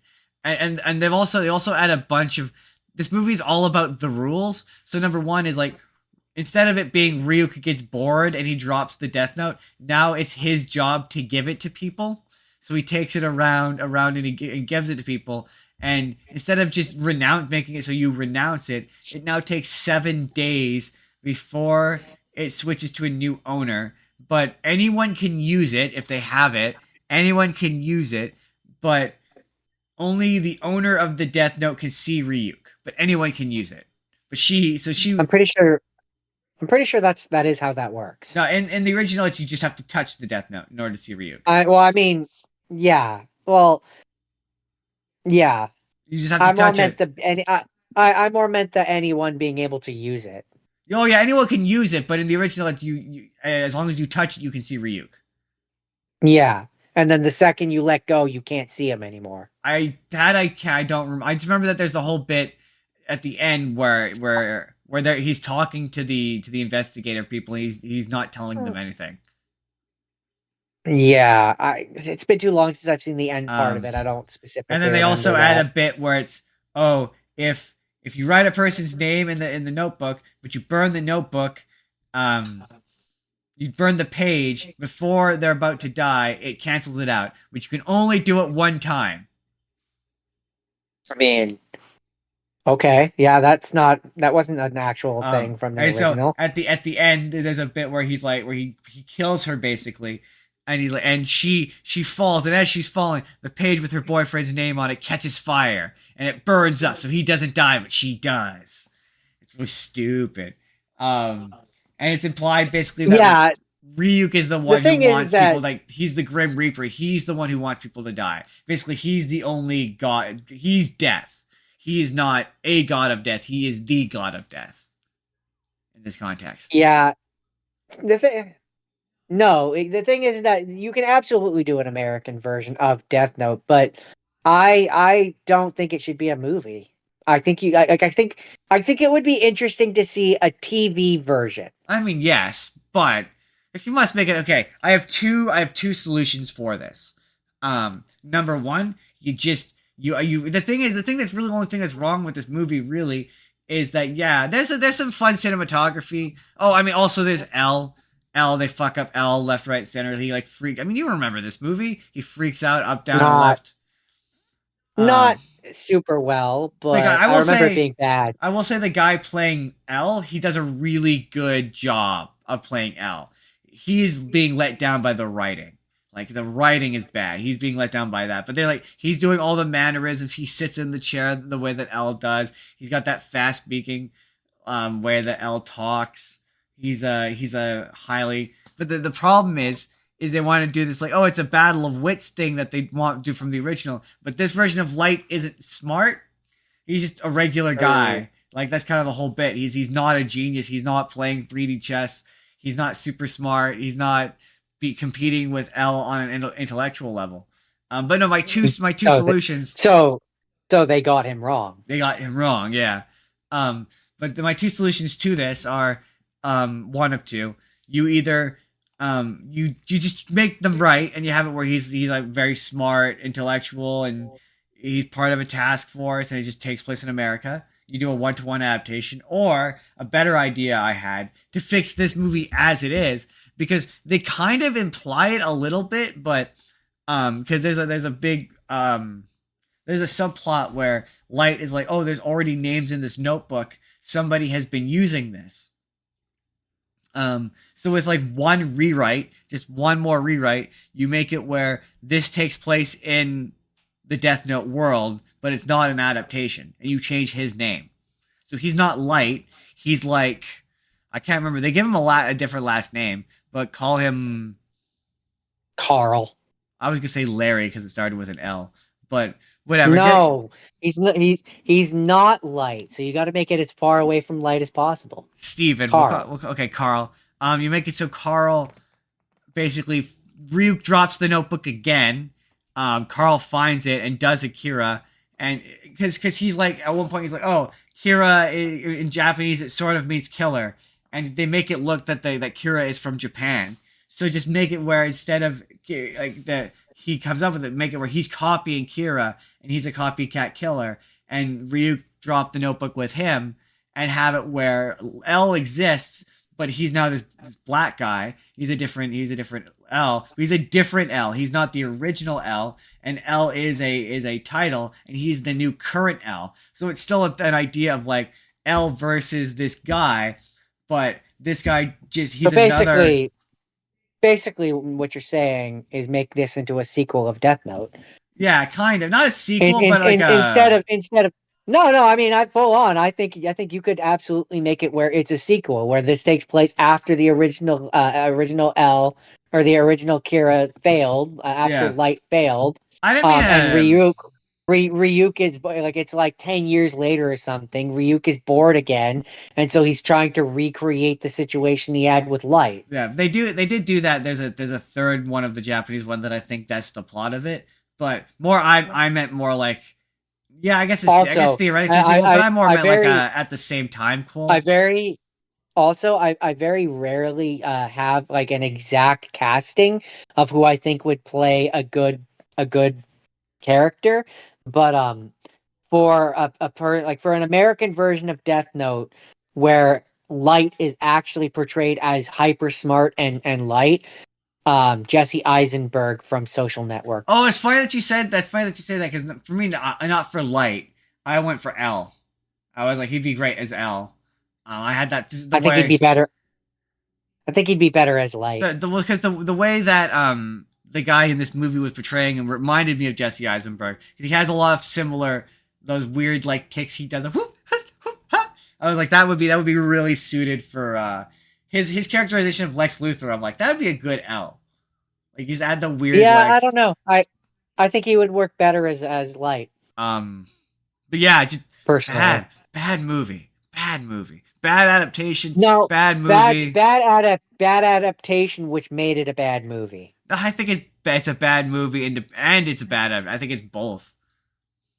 Yeah, I'm just saying. I think it's a bad movie because it's a bad adaptation. Yeah. Anyway, that's Death Note 2017. Crap movie. So moving right along. It's time, Justin. It's time for us to talk about the worst movie ever God, created. I mean, considered one of The the worst worst. movies ever created. No, no. It is the worst, most nonsensical movie ever created, which is called The Room. It's The Room. Which then spawned the Disaster Artist. But we can't talk about that before we at least talk a little bit about The Room. The Room. The Room, made by Tommy Wiseau, is bad. It is a bad movie. It is a bad, They bad, bad, bad, fascinatingly, nonsensical movie. they fascinatingly No, bad Justin, movie. we're You we're not talking about the behind the scenes stuff yet. We're not there yet. We have to talk no, about the movie itself. but it's a movie that makes you go, how did this? Well, for me, the first time I watched it, I didn't know what it was, so it made me mad because I didn't understand the concept of like fun bad movies where it's like you enjoy it because it's bad, but it is a truly fascinating. You're like, what were you thinking? What was the thought process? Just so much, So many so much. questions. So many questions. Um, like there's inconsistencies from scene to scene.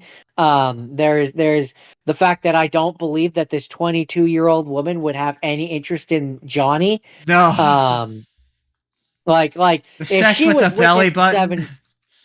7. There's the fact that they were together for 7 years and she's 22, which means that she started dating him when she was 15. Ooh, gross. Something like that. She's supposed to be 20 something, I think. Um, and they say that yeah, they're in a set, and people apparently behind the scenes pointed that out to him multiple times, and he still went along with it. People all along the making of this actively made suggestions to try and make this less bad, and he spat in the face of that, and damn it all, made the thing that he made, which you got to respect. I mean, hey, we're still talking about it. One of the most famous independent It's films of all time.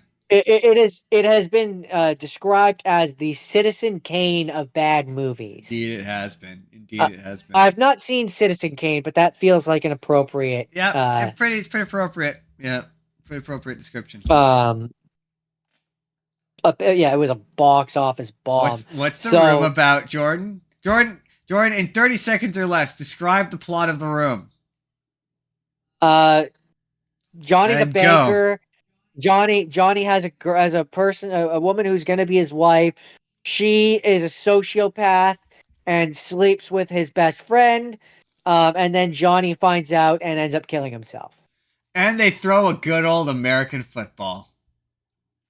A lot.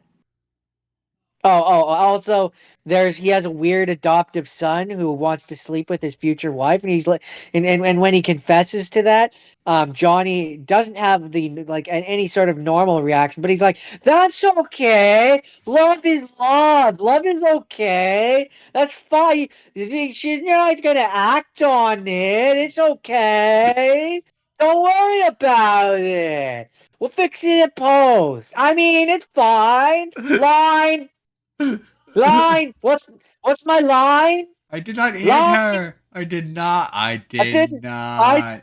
I did not hit her. She's fucking lying. Hello. Oh, so bad. Hi, Kitty. Hello, Oh, hi, Hi, doggy. Mark. Hello, hi, doggy.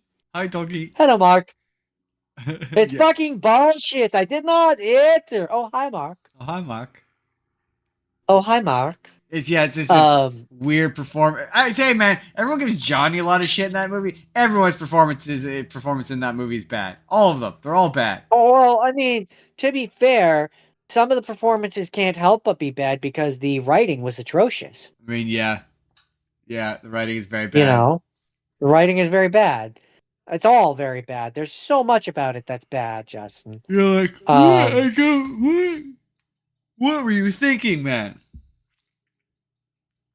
there's just, I mean, I have the Wikipedia open here. I could read through like some of the there's a long section of inconsistencies, which I could go through Give me, just give me a just a few. Give me a few. few. Give me a few.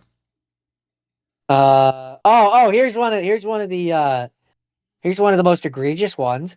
In the first scene, Johnny enters the rooftop in the middle of a tirade about being wrongfully accused of domestic abuse, and becomes abruptly cheerful upon seeing Mark. And a few moments later, he laughs inappropriately upon learning that a friend of Mark's had been severely beaten. Oh yeah, right. I forgot about that. And on set, Sestero and Sandy repeatedly tried to convince him that it should not be comical and he shouldn't be laughing, and he just kept laughing. He apparently thought it was domestic abuse. Very funny. What else? Continuity errors. Um, Mark attempts to kill Peter by throwing him off a roof after Peter expresses belief that Mark is having an affair with Lisa. Seconds later, Mark pulls Peter back from the edge of the roof, apologizes, and they continue their previous conversation with no acknowledge of the fact that he just tried to murder him. Let's see.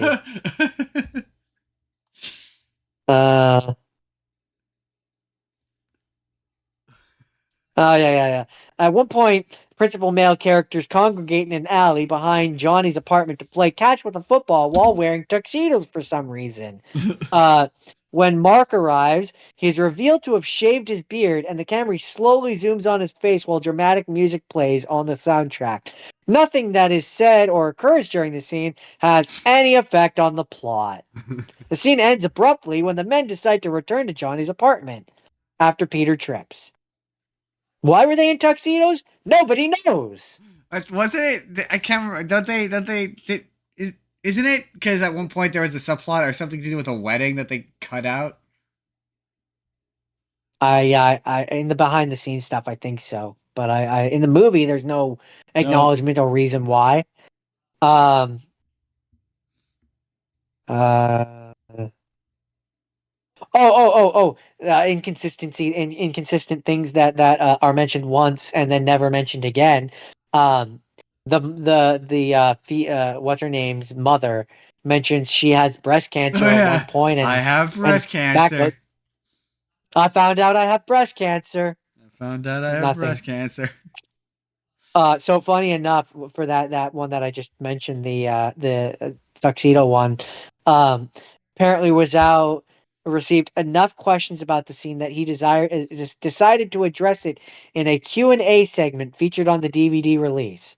Rather than explaining the scene, though, Wazao states only that playing football without the proper protective equipment is fun and challenging. That's all he said about that. Of course. Um, Tommy. Uh, Sestero has been questioned about the significance of Mark's shaving, though his only response for several years was, "If people only knew." He describes in The Disaster Artist that Wazao insisted he shave his beard on set just so Wazao would have an excuse for Johnny to call Mark babyface. Oh yeah. Wazao's And he resisted because Wazao's he own nickname for Sestero, and that the revealing of beardless Mark would be a moment. Sestero further detailed how the football tuxedo scene was concocted on set by Wazao, who never explained the significance of the scene to the cast or crew, and insisted that the sequence be filmed at the expense of other relevant scenes. This movie was bad, is the point. Bad and so okay. Uh, so that's the room itself. So now, having been said that, there's the Disaster Artist movie and the Disaster Artist book. If you're looking for a more true um telling, or more accurate telling, I should say, of what actually happened, listen to slash read the book, Are we gonna do because that goes into a lot of we're gonna detail. do the book and the movie together later? Well, I figured we would do them now. Oh, you want to do them now? Do them now? Well, I mean, unless you want to have to edit the all the Disaster Artist related stuff together later. Uh, yeah, I guess we'll do it now. Sure, why not? Why not? I figured because they were all one thing, we would do them all together. Yeah. Um, Disaster's book. Yeah, the so the book, the book is quite good. I fully recommend the book. If you want to hear this, like in order to fully appreciate that, you got to watch The Room. That's the big thing. Yeah. Like in the order to me in which you should experience this is you watch The Room so you can just see the infamously bad movie. Yeah, And then absolutely. you listen to the audiobook to hear the true behind the scenes of kind of what happened, as told by Mark. Um the character Mark. Great, The Greg, actor Greg Sestero. Greg Sestero. And then Hollywood's interpretation of that book is the movie, Which is funny which because the movie is a has way has a lot of more. movement. The movie has a lot of moments which are just flat out not true. Yeah, Like they're fictional. They don't happen. And this is where Justin and I have a disagreement. Well, slight disagreement. I think we both agree on the major point of it. The movie exists to soften Wazao. I don't think that it Whether exists whether to exist to soften him. Certainly, they did soften him. Would be I think is indisputable. um Who the intent of which and who chose to is definitely up for debate. Whether or not he up directly for debate. demanded it, I don't think he demanded it. Did he ask for it? I don't think he did because the thing about Tommy is I don't think he's self aware. Like I don't I think. think I think how do I word this? I think he might be I don't think that it now, was. but I don't think. I don't think that it was necessarily having reflected a little more. I don't necessarily think that it was entirely Johnny. I think Johnny maybe jokingly was like, "Just make sure you make me look good." Ha ha yeah, ha. that I could Ha. believe. Yeah, that I could believe. Um. I think that upon selling his book, Greg, I think Greg asked them to be Oh, nice. I'm sure. I'm sure that probably he did. Yeah, I was, or certainly, I think probably James Franco and the people involved that they decided to be for also for the sake of the movie, they want it to be a feel good thing, and it really wants you to root for Tommy. It wants you to feel bad for Tommy. Yeah, They wants you yeah, to it be really like does. he's just a sad weird guy, even though yeah, the book And paints him as Hollywood being is out, and Hollywood is out to get him. right. You should feel bad for him. What he did was brave, and he succeeded. And so there's a section here in the Wikipedia which has an accuracy part. So I can actually And tell you some of the also, things. to be fair to the movie versus the book, yes, the movie is very much an adaptation of the book, but the book is also entirely from Greg's perspective. We don't know what Tommy's perspective of this movie is. At least I don't know what his perception of it is or his perspective of it is. Yeah, that's very true. And that's a big thing with the movie is the movie very much gets not only Johnny or not only Tommy wrong, but Greg. It gets Greg It very gets the wrong too. events of what happens to Tommy kind of wrong, but man, is it a good impression. The portrayal of that's true. The portrayal of Tommy is fairly It's accurate. really The quite portrayal good. of the portrayal of Greg, I don't think is. I don't No, think it's I it's don't. done very well. Yeah, he's too. It's a different kind of pretty boy. Is how I would put it. Um, yeah, I would agree with that. Um, so I'm gonna read through some of the differences between the real life events and the movie. In the movie, Tommy gets the inspiration to write The Room as a feature film. In the original one, it was in actual real life, I should say, he was inspired to make a play Yeah, after seeing The Talented Mr. Ripley. yeah. In the movie, his Greg's mother doesn't seem to have an accent of any sort. In real life, she is a native French Um, speaker and has a French accent. it's also important to note that Tommy Wiseau was very much inspired by the works of Tennessee Williams. So that in particular, there's the very famous "You're tearing me apart, Lisa," is very much a reference to the movie Rebel Without a Cause, I believe. James Dean. They very much. I don't know if your Wikipedia mentions this, but in real life and in the book, Tommy is very obsessed with James Dean. Like there's a major Mhm. bit where they go to like where he died, I think, to where the car crash was, and they Yeah, like they do. They do in the movie too. Yeah, but he like in the book, like he's way more obsessed with them. Like he wants Hello? to. Oh no! Hello? Hello? Oh, you're cutting out, Justin. Dang it! Hold on, give it a minute. The stream is doing the circly thing as well. Give it a minute. Are we good And now? your picture has cut out. Can you hear me, Jordan? Can you hear me? Can Are you you hear me? back? I think you're back. Um yeah, no, they're very so the scene where he says you're tearing me apart, Lisa, that was originally supposed to be a different line there and he changed it in the moment. Yeah, yeah. Um But yeah, the movie very but much cuts out his obsession another with James Dean. Was my point. yes, yes it does. Well, a little bit. It softens it. Yeah, it's supposed to. The idea He though is does supposed to be like a Tennessee Williams Mid American they style in the drama. movie they do have in the movie they do have a scene where they're watching that scene. So there is Oh, reference okay. to it. Yeah, yeah. That's his big Um because it's like his whole thing is he thought he was this. It was this big drama. That was his whole thing.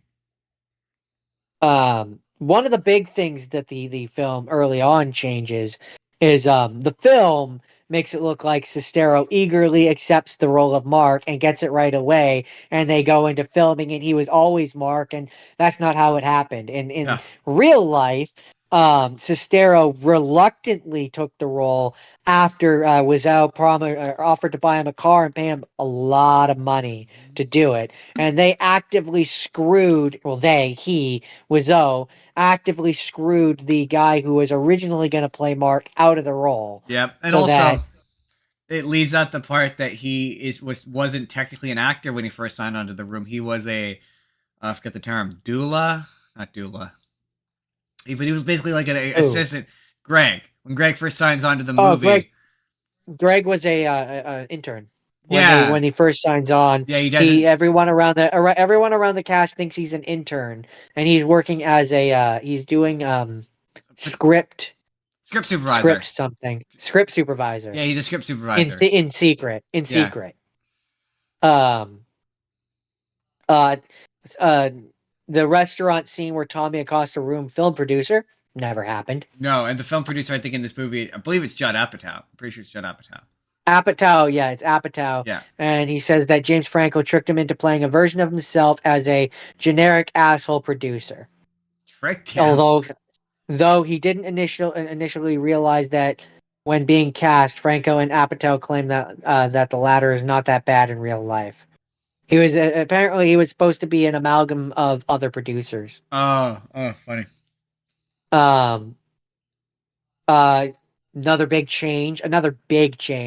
While turmoil on set is depicted in the film, the real life production went through two different, three different sets of crew. Yeah, yeah. Whereas The movie really dialed. the move, the movie only has him fire two members. But that's what's funny about everyone's always like, oh, the Hollywood version's always more exaggerated. No, if anything, the opposite is true. They really Uh, downplayed a lot of what he did. it it tames a lot. Yeah, he's a real bad guy. Treated a lot of people like shit. Uh, another what I would say minor one is in the film depicts the line beat her up so bad she ended up in a hospital on Guerrero Street as scripted. In real life, he ad-libbed Guerrero Street and Tommy was pissed. um da, da, da, da, da.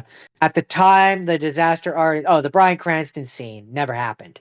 Brian Cran- remind me what that one is. Oh, were they? uh At the time the disaster artist is set, Greg had never met Bryan Cranston in real life and was not forced to choose between The Room and shooting an episode of Malcolm in the Middle. He was Right, reluctant to shave his beard due to wanting to disassociate himself from The Room. right, That's right, right, why right. that's why he had a beard in real life, because he was like, once this comes out, if this comes out and it's terrible, I can shave the beard and nobody's gonna ever know I was in it. Right, right. Because I know that wasn't the But movie also cuts obviously out him in going in off the and do. movie in the movie version, they can't have that be the excuse because he was excited to be a part of it from the very beginning. He was never Right. embarrassed, right? So they have to change that. Right. Also, they also Um, don't they also cut out him going to be in Puppet Master? Because that's the whole reason why he wanted oh, to be in the room as yeah, they, well. they've cut out a lot of the before the room stuff. So like the reason why Tommy goes and gets his SAG card is because Greg does. Yeah, Everything that Tommy does is in mimicry of Greg. yeah. Goes and gets his SAG card, tries to go on all, comes to LA, sends his stuff out to a bunch of producers. But unlike Tommy, who has success, or not Tommy, unlike Greg, who has success, Tommy has none, which is why in real life he hits a point where him and Tommy have a big fight basically, and I keep saying him and Greg. Tommy and Greg have a big fight, and then Tommy fucks off and says he's going to Europe, and that's where when he's in Europe he writes the room, and like years later he comes back and reconnects with Greg, Yeah. and he's like, I finally finished it, and like he's grown, he's like they haven't talked in years. It's not like this where it's like he does it and they're friends the entire time and they're best buddies. This really softens a lot And of also, Tommy. the book also kind of implies that yeah, that Tommy is might have a thing for Greg. Like he might have a crush on him. See, I never got that. Like so, his jealousy and he becomes obsessed. It becomes like when he moves in, it borders Yeah, on. like I definitely see the obsession. I don't see it as a romantic thing. I see it as he's young. He has the success that Tommy wanted when he was his age. He's jealous of him. Oh, for sure, that Absolutely. cannot be. He Yeah. he he he wants everything that Greg has. But I've never, when I was listening to it and in the movie and in everything, I don't see it as a romantic thing. I No, don't see it as I he romantically wants to be with Greg. It's he wants to be Greg. yeah, I don't know. I got the for me the book gave it gave essentially that he was obsessed with him in a way that either was or was Oh, not. absolutely. Yeah, Absolutely, he what was obsessed with them. I just don't see it as a romantic which thing. the movie cuts out almost completely. Yeah, to a big degree. Yeah, That's where I say the movie really, really, really softens Tommy. yeah, Really, really, really, really does. yeah. Well, it cuts out a lot The of the more biggest, sinister probably stuff the for sure. biggest change between reality and this movie, though. Oh, you're still there? I'm here. Hello, I'm here. hello.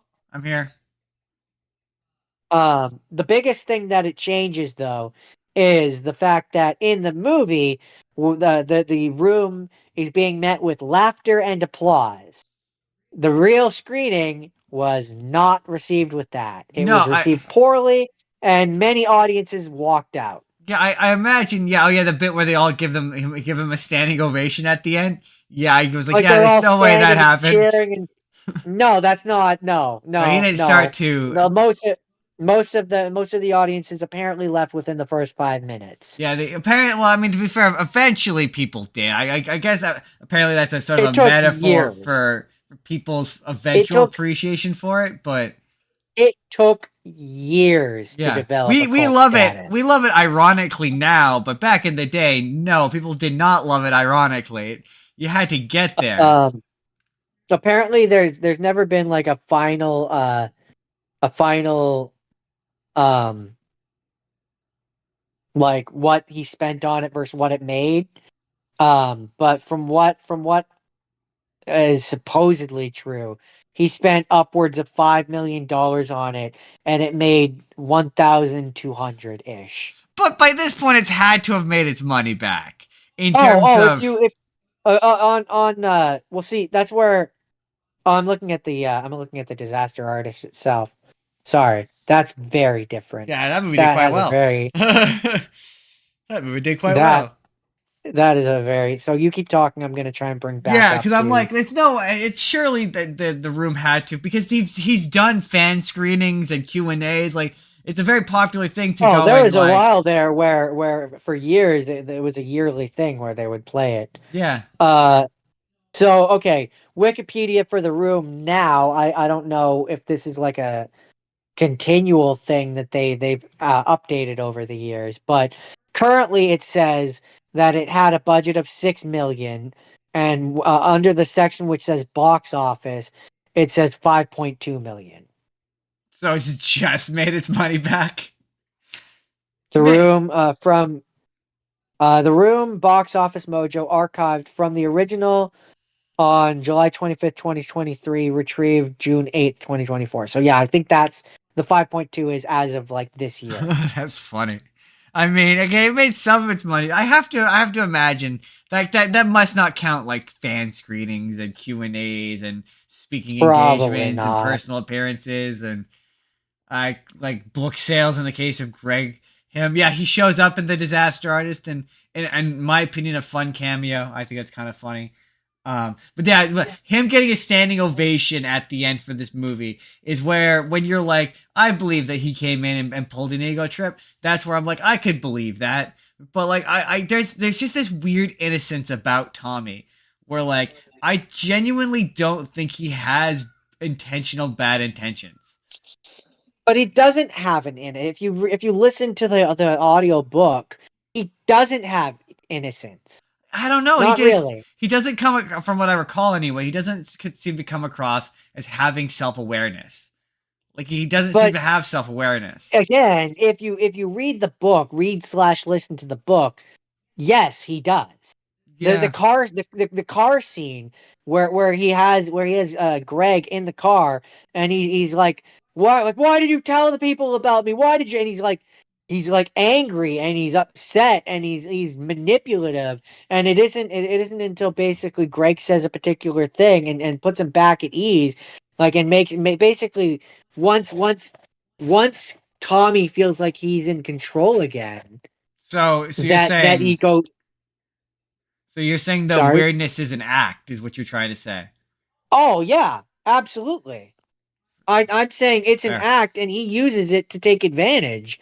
I think he absolutely has the man is rich for a reason. True. True. Like, from what we people don't know everything about him, but from what I gather from the Disaster Artist book and from like what he is, a fairly savvy businessman. I He's not a good mean, director, not a good filmmaker, but he was capable of amassing a large amount, enough money to make this thing. true. True. That he could just So endless bottomless that well of requires cash. a certain amount of intelligence. Yeah. So for him to have just a simple clause in there, which is like, you like try to make me look good. Yeah, I could see I I believe can it. both believe it and not believe it at the same time. It's just one of those things where it's like I could believe that he didn't need to. They just chose to. Because like to be fair, they didn't purchase the rights to his life. They purchased the rights to the Disaster Artist, which does not paint him well. They didn't need to paint him well. They didn't need to make him look good. Like, Sure, but again, uh, so I believe Greg would have had to get permission to write the book in the first place. not You necessarily. can't you can't just write things that without, like, that's slander. Not if You they're. have to get permission. I mean, you don't. You have to get You don't you have to have get to. a person to sign off on a book before you can put their name in it. I mean, I don't know. I'm not a lawyer, but I'm pretty sure. If he's not saying anything, if he does feel it's slanderous, he can choose to sue, but he could not choose to sue. That depending on what it is, it would also Sure, I make him mean, look yes, bad. absolutely, you could choose not to or choose to, but the point is that they wouldn't make a thing that he could sue them about. No. They So would not so necessarily, they not unless they they would didn't care or that he was a specifically a like a lot. Like, 'cause there's times where like obviously when you make someone look bad, and like for example, they didn't get Trump's permission to make that Trump biopic that makes him look like a rapist. So like you don't have and to get he's trying to sue them. right. Yeah. If I say if you don't want to get sued, you theoretically ask permission, but you don't have to. I guess is my point. It just definitely, to They me, clearly chose every to because he's in it. every part of this movie, A, rewrites history, and B, makes Tommy look better. You're not So wrong. It does. It definitely. The it's fact just that it ends with a standing ovation does make me go like, yeah, probably. He probably. There's at some point somebody said something around him or involving him. I'm guessing I maybe mean, I could believe Greg would look if you were gonna get Tommy involved. You have to stroke his ego. Perhaps it was his idea. I just don't necessarily think it was Tommy's idea. I guess is my point. yeah, that's fair. I just ultimately, clearly, someone did, Yeah, oh, for because sure. this is absolutely rewriting history to make Yeah, Tommy look the like an book. angel. The book is way more interesting. And yeah. I to be fair, I would love to hear an articulate version of his perspective on this, like an honest to God one. Like, what do you think of this 20 years later? Do you honestly think this is your best work? Because I mean, he has made a movie that is apparently quite good. I make the argument that if you want it, so okay, hot take. My argument: you want reality, go read the book. You want Tommy's version of events, Yeah, watch watch the this movie. movie, Yeah, exactly. because that really, like, this feels like we're watching, and for better or worse, this feels like we're seeing the events through his eyes. It does. I do agree. I do agree with that. Like Jordan. he went to Greg and was like, "I want you to be Mark," and in reality, Mark resisted. In Tommy's head, he said yes right away. Yeah, true. Yeah, it's a fair point. Yeah, maybe. It's a very fair point. Jordan, is that it for The Room? Tommy Wiseau and the Disaster Oh, Artist. yeah. I don't think I can do. I don't think I can do any more of him. My goodness, what a unique character. I enjoy him. I think guys like him to a degree are good for filmmaking because they're just weird. They're odd people. He makes me think of William Hung. I can see why you would say that. We got famous for being bad. Yeah, Yeah. absolutely. Okay, Jordan. We have to talk about the worst thing I watched this week. We have to talk about I can't do I can't do it. I can't do the theme song. Jordan. Bridget Jones' Diary. No, my final half scene, Jordan. And I say half scene in air quotes because I had never watched this thing in its entirety. But I'd seen, because in case you don't know, I've mentioned it before. I used to work at a movie theater. A big part of What? You've never once I've mentioned this. never brought this up. I don't think the audience has any idea. But part of working in a movie theater is doing what's known as theater checks. Make sure everything's okay. So I had seen most of this movie in chunks, and also, and we're gonna get into it. It was usually the last movie playing, so I had to wait a lot of times for this stupid movie to end so I can go home. This movie was crap. I hated it. I hated it so much. I'm not even gonna dance around it. It fucking Ba sucked. ba da ba da da ba da da da Are, da are da you singing the da. theme song? That's the theme Da da song, da da right? da da da da da da. I don't know if I'm doing it right. I don't think I'm doing it I'm right. pretty sure that's it. It was So as a 30-something-year-old man who this movie is definitely not for, how did it make you feel, Justin? okay. What emotions did it bring from the depths of your soul? Rage? No. I okay. I'll start. I'll start. Ra- I'll, Rage? I'll start. I'll start with this. Very much, I did have the thing of, am I just a guy or I had to text my female friends and be like, do women find this relatable? Like, at all? Like, I guess maybe that's my point. I'll start with this. Do women find Sex in the City relatable? Because there are several points in this movie where it's just a bunch of rich white women. Like, Samantha is living in LA, but constantly travels to New York to visit the girls. And, like, at one point, Miranda talks about how she's going to have her nanny trek up and down Miranda. That's the redhead. She's the redhead, right? Yeah. She's gonna have this nanny like trek up and down the city between her and her ex-husband's place. And I'm like, are there women out there who relate to this? Like, because I'm not a woman, I'm not gonna be like definitively be like this isn't relatable, but it just doesn't feel relatable. Also, women in their wasn't this show patently made for women in their 40s? I don't know. Being that I didn't watch the show and this doesn't make me want to watch it. Like I thought this was okay. Man, just this is gonna be a disjointed mess. The number one thing is number one thing is it's too long. First and foremost, it's 2.5 hours. It's way too long. It goes for an eternity. I felt like I felt I had aged 1,000 years watching it. Like I felt like I've been watching it for 10 years. I think I sent you the one clip of the agonizingly long song, them singing "Old Lang Syne" in Gaelic or Irish or whatever for just like an eternity. And it's structured so badly. It's structured less like a movie and more like a season of television. It just feels like this was like a season of television's worth of ideas that they squished into a 2.5 hour long movie. Because you've got stuff like, okay, so Miranda, who has been busy with work and kids, whatever, is not able to keep up with her marriage. And so her husband cheats on her with some woman and they break up. And Carrie, who has been with Big post the end of the series, they've been together for 3 years now and they want to move in together, but they can't, or they don't want to, because they're not married. The house will be in his name and he will have all of the assets. So they decide to get married.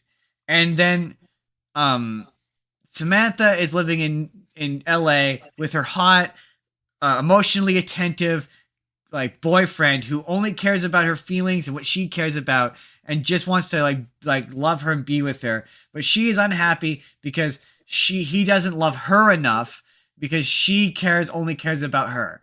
Like at one point she wants to buy this ring and he buys it instead of her and then gives it to her as a gift, and she's upset about this because now every time she looks at this ring she will think of him instead of her. So she ends up at the end of the movie leaving him because she's a massive narcissist. So the real important question here for me, Justin, is how many minutes into this did it take for your eyes to glaze over? About 10. Like, wow, you made 10. You made 10 minutes, eh? The first that's impressive. A significant portion of the opening of this movie is just her recapping the events of the series. In case you didn't watch the series, she literally showed that was considerate of them because you had never seen the series. See, they were just thinking about you. It's literally a clip show of just all the stuff that happened in the movie. So you're like, okay, this is where the characters are now. Got it, makes sense. And like, yeah, it's at one point she's getting married. Okay, so the big conflict of this movie is, and this is one of those like maybe I'm just a guy moments. I'm sure some woman's gonna chew me out. But like, it just seems like Carrie overreacts in this movie because, okay, Big, who is a guy who has notorious cold feet about getting married, the day before he gets married, talks to Miranda, who is going through troubles in her marriage, and this causes him to have cold feet. So he almost doesn't show up. But like, it's not like he like leaves her standing at the altar. He just kind of drives past the wedding, realizes he's made a mistake, and drives back. And she like gets up and like flips out at him and starts screaming at him, and like, "You've humiliated me in front of everybody." And I'm like, "But how? All of the guests are just kind of arriving. Like the ceremony hasn't begun yet." It's a movie where so much of the conflict and the drama in the movie could be resolved if like these two adults in an adult relationship would have a conversation. Like he seems like okay. In my opinion, if someone calls you kid in your relationship, like he calls her kid, and that just sort of indicates to me that you don't respect her. Because I'm like, if you don't, you should be equals. Right? Her being a kid implies that she's lesser than you, right? And that you, as a misogynistic man, believe that she should get back in the kitchen. Right, that's how it comes. That may not be how it is, but that's how their relationship comes across. He kind of seems like a massive prick. Like a chauvinistic pig? Right, yeah, like a chauvinistic pig, yeah. Like they go to the apartment, he's like, "I got this." Like, what? Okay. And like, from what I could tell, nobody really likes him anyway. Because apparently people don't like him to the point that he died on a Peloton. So apparently he does suck. So it's the kind of movie where I'm like, maybe I hate this because I just don't like Sex in the City. Maybe people who like Sex in the City like this, and then you go and you look it up, like, nope. People who hate Sex in the City also hate this. So So it's just a generally people Then just you don't like a then movie. then you fit right in. But also it's paced in such a fashion where, again, there's no like first act, second act, third act. It does not follow the 3 act structure like at all. 1 minute like she's getting married and you're like, okay, so the movie is about, like, that's where I'm like, it's several storylines in a show smushed together in a season, smushed together in a 2.5 movie. Because like 1 minute she's getting married and like they're planning a wedding and it's about her wedding and it's about the fact that these two iconic characters are finally getting married and that's what it's about. And then no, they're not getting married and now they're on vacation in Dubai or whatever, and Charlotte drinks shit water and like the humor is about the fact that they're on vacation. And like, nope, then they're back from vacation and she's hiring an assistant. And I'm like, wait, weren't they just on vacation? Like, what is it? Like, there's no through line to this movie. It's, again, so long and so boring, and scenes just go on for fucking ever, and none of the relationships are interesting enough or like engaging enough.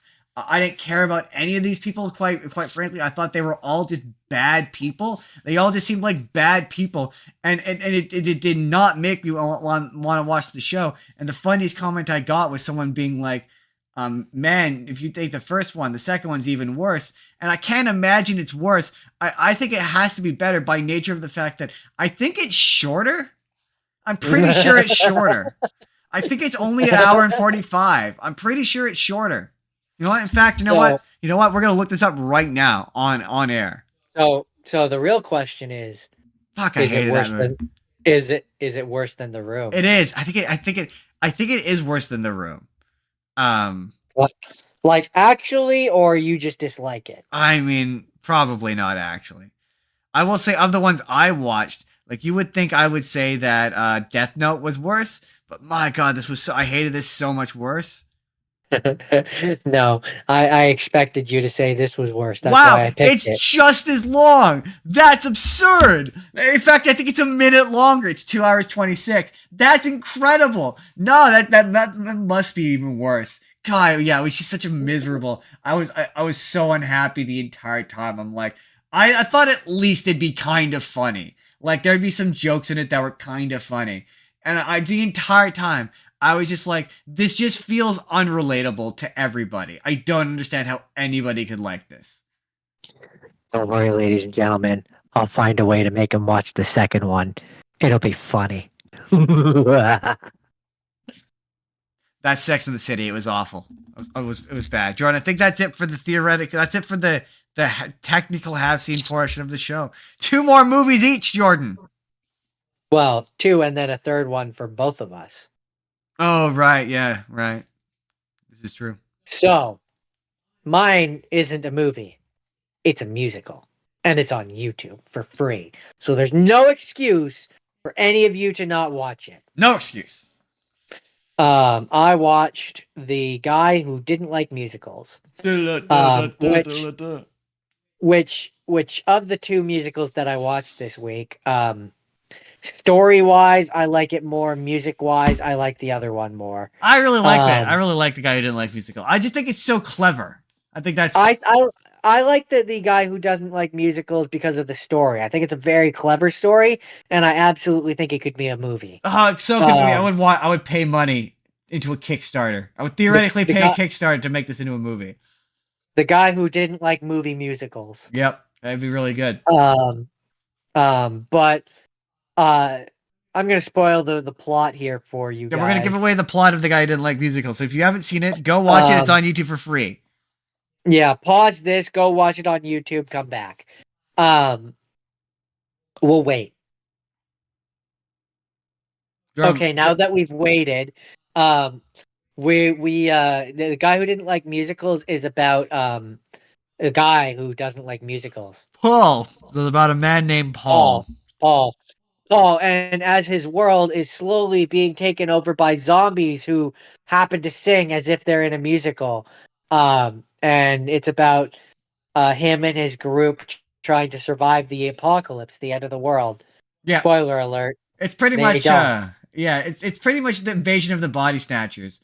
but instead of them Yeah, being regular but zombies, with musical. but they get consumed as part of this collective, which is a musical. Because the aliens determined that they felt that it would be much easier to take in their message of global harmony if it was through three-part harmony. And it's a lot of fun. It's also, but it's It's one also that like, I would genuinely like to see live, oh yeah, for if sure. possible. It I love how it's like you've got these contrasts of these happy like dancing musical numbers to everyone's being just utter terror. Like there's some genuinely like upsetting moments of like one of my favorites early on, the his Paul's boss singing "What do you want, Paul?"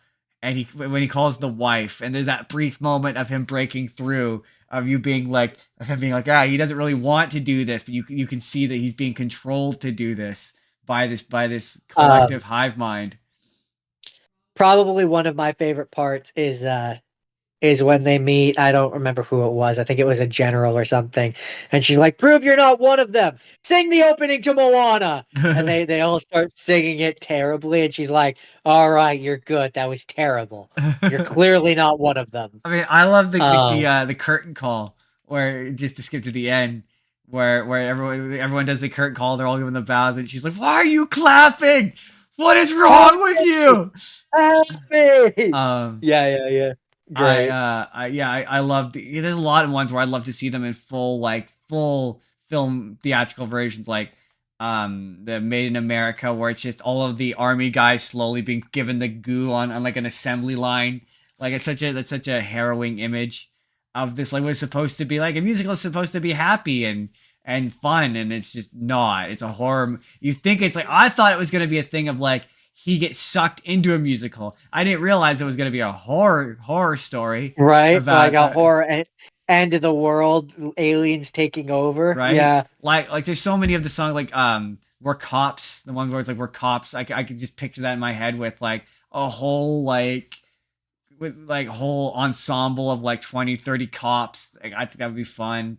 Um, the ending. The one thing I would I would change to this. I would have it where I would do a reprise at the end of have him go like all spooky, like, and I was the guy who didn't like musicals, because I like a Yeah, good that reprise. that could be interesting. So apparently the show ran from October 11th, 2018 to November 4th, 2018 at the Matrix Theater in Los Angeles, California. Mm-hmm. And yeah, now a recording is on YouTube, which was uploaded December 24th, 2018. Yeah, Star It Kid is has 8 million views. I don't know if they still are, but they are, and the reason why I'm so forgiving of them uh, is because they're technically a college theater. They're a college theater program. Interesting. Of which college or which university, I am unsure. But so I don't know if they still are. But yeah, a lot of those guys they come from a particular theater program. I do know that the funding for this show was done through Kickstarter. Yeah, So it's funny that you say you would pay the movie to yada yada yada yeah, Kickstarter. A project raised $127,792 out of its 60,000 goal. yeah. I believe the last three, because they just did their more recent one, which was a Cinderella, but with puppets, which I don't know if the pro shot is out yet. But um, yeah, they fundraise for them because they've been popular since they for those of you who don't know, Starcade does did the Harry Potter Yeah, musical. they were a musical theater company founded in 2009 at the University of Michigan Yep, by Darren Criss. yep, yep. That's where he comes He from. did their first musical, a Harry Potter musical, which was a parody of Harry Potter. Yes, it was. Uh, But it's really good. they're different because yeah, they distribute their musicals for free on YouTube, which not a lot of places do. Yep. Yeah. It's usually, I think, like their last show, so it usually runs for a bit before they put out the pro shot, which is why I find the pro shot is probably the live version is probably going to be better. But no, I really like Apparently, it. It's really they've clever. done apparently at this point they've done 13 stage musicals. Yeah, I haven't watched all of them. The other one I want to watch is The Oregon Trail because I hear that one's also quite good. But Jordan, is that it? Is that it for the guy who doesn't like musicals? Yes, yes, it is. Quite good, worth checking out. It's free. You don't have a reason not to. It's very clever.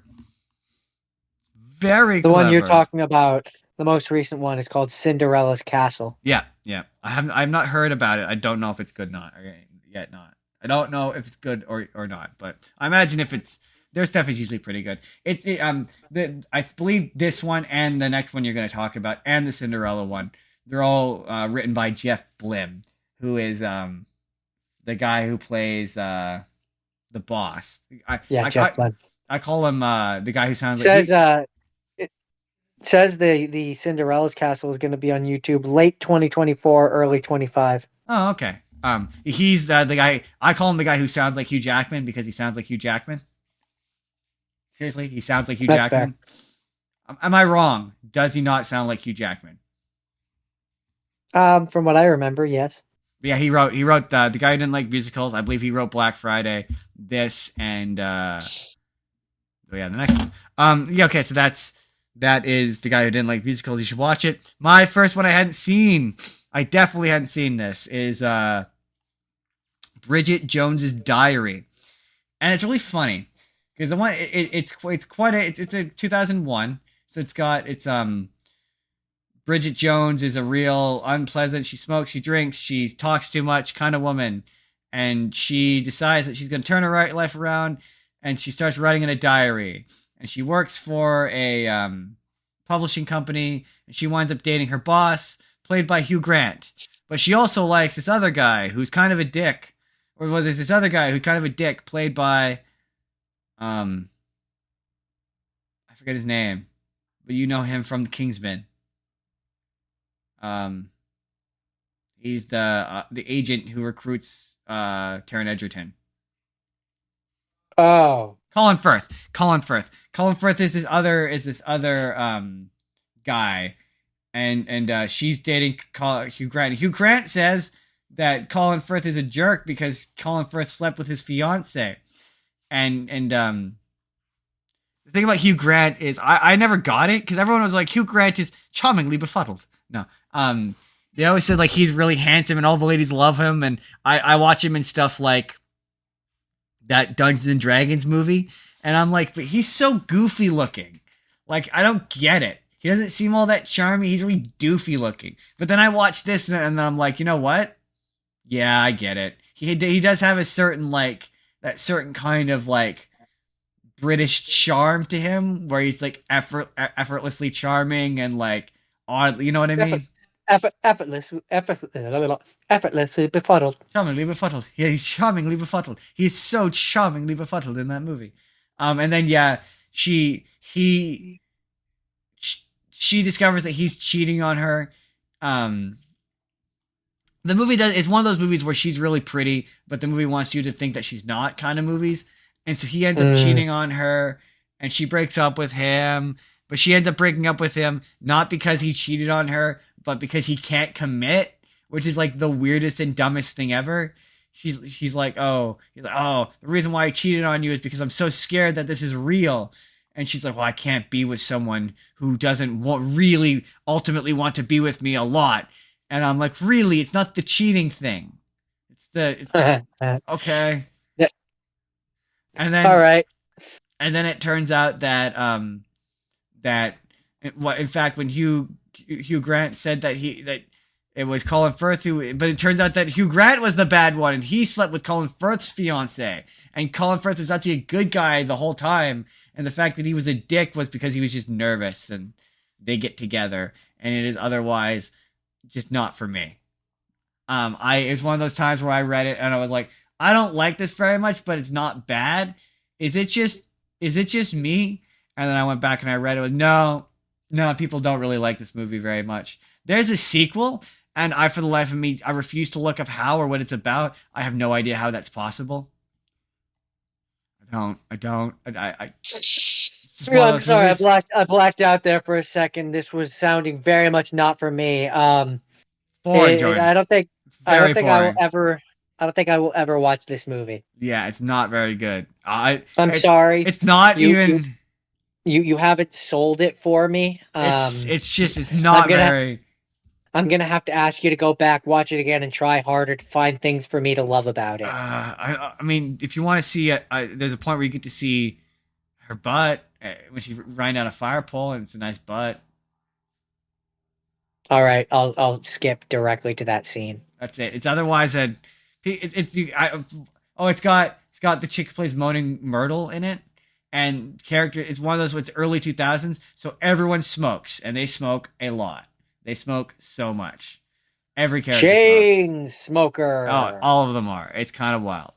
That's it. That's Bridget Jones' Diary. Nerdy prudes must die. Nerd approves must die.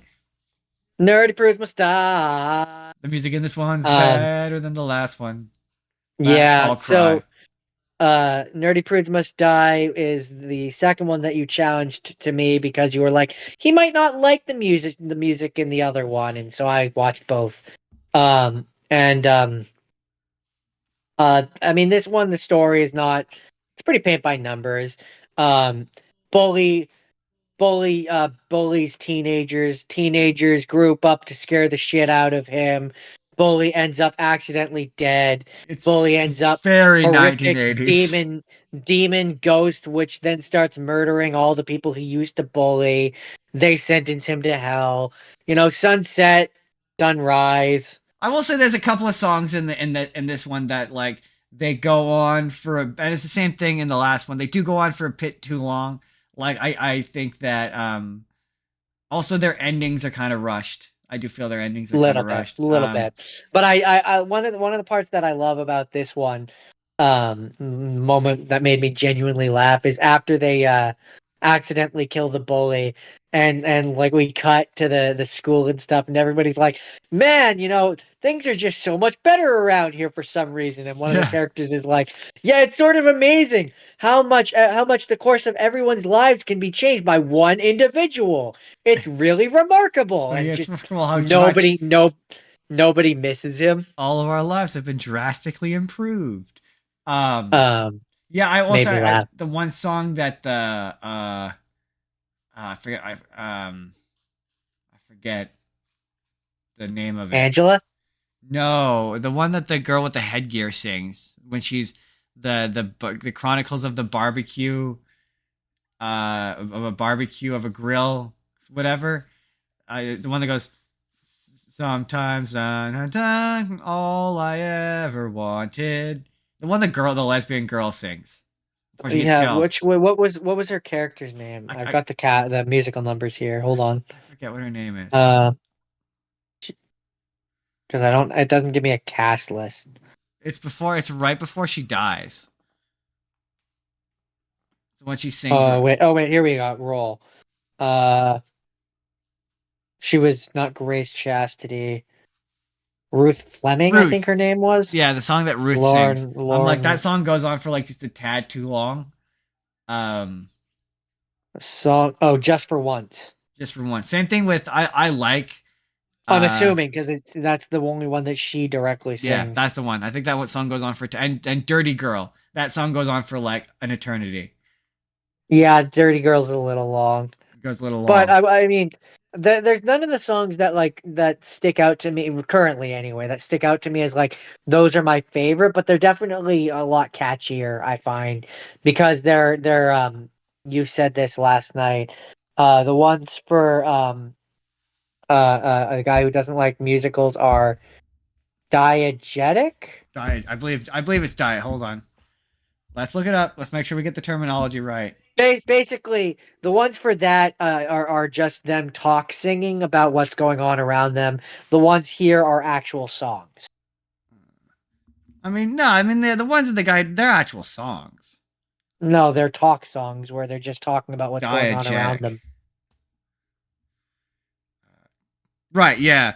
So the guy who doesn't like musicals, they're diegetic. They're occurring within the context of the story and being able to heard by the characters in the story.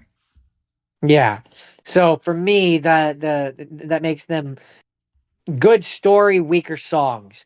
This one makes them stronger songs, weaker story. You mind if I give you the pitch? We don't really have time. Fucking go for it. Go for it. Um, but yeah, no, it was Also, fun. It's fun. also as a specific critique of the YouTube Pro shot, some of the singing is not strong in the live version. It gets Um, a little weak. Yeah. yeah, Angela and the guy who plays Max Yeagerman, they give him all these high notes that he just cannot hit, and it's like, oh man, poor Angela. She's trying to act and sing these high notes at the same time. That I don't know if it's like a case of like this is week 2 of like show 7, and And like their voices are yeah, are tired. just tired. Because on the soundtrack they all sound great. Like they You're all sound. right, but and I made this argument last night. On a soundtrack, there's a lot of machines that can help you sound better than you are. Yeah, I mean, just in terms of line reads, though, like one of my favorite line reads from Angela is Grace Chastity has some great lines. She's an exceptionally funny character, but I like at the end where she, yeah, on the soundtrack where she's like, the souls of the pervs that make them strong. I don't know why. The way just the way she make them strong. It just makes me laugh every fucking Here, time. here's what I'll say. People of the internet, make this video like end up on her feed. We would love to have her come on and talk about it. Yeah, I mean, another one of my favorite lines of hers is that she's bisexual and she's bisexual and something. Of course, she's in hell. Bisexual and I don't remember what the exact line is, but Of course, yeah, she's she's a in funny hell. character. The entire time I'm watching it, I'm just like, man, Angela's a prude. Yeah, it's Her definitely one of those ones character. that made me like appreciate her as a performer.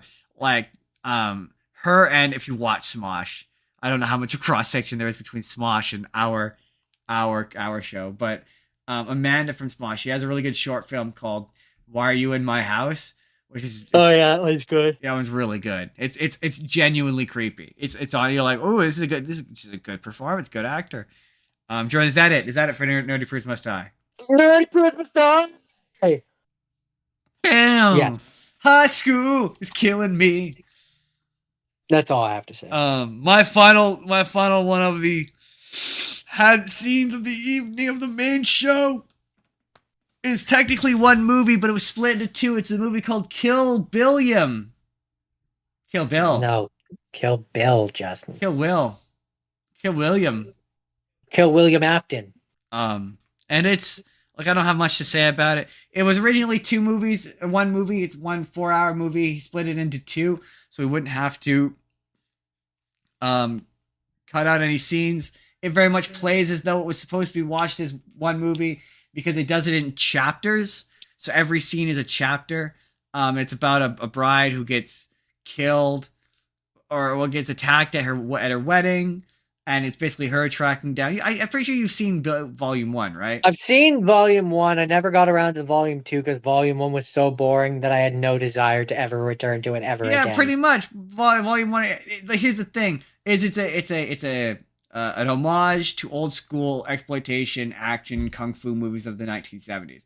But none of the action, in my opinion, is very well shot or made or interesting to look at.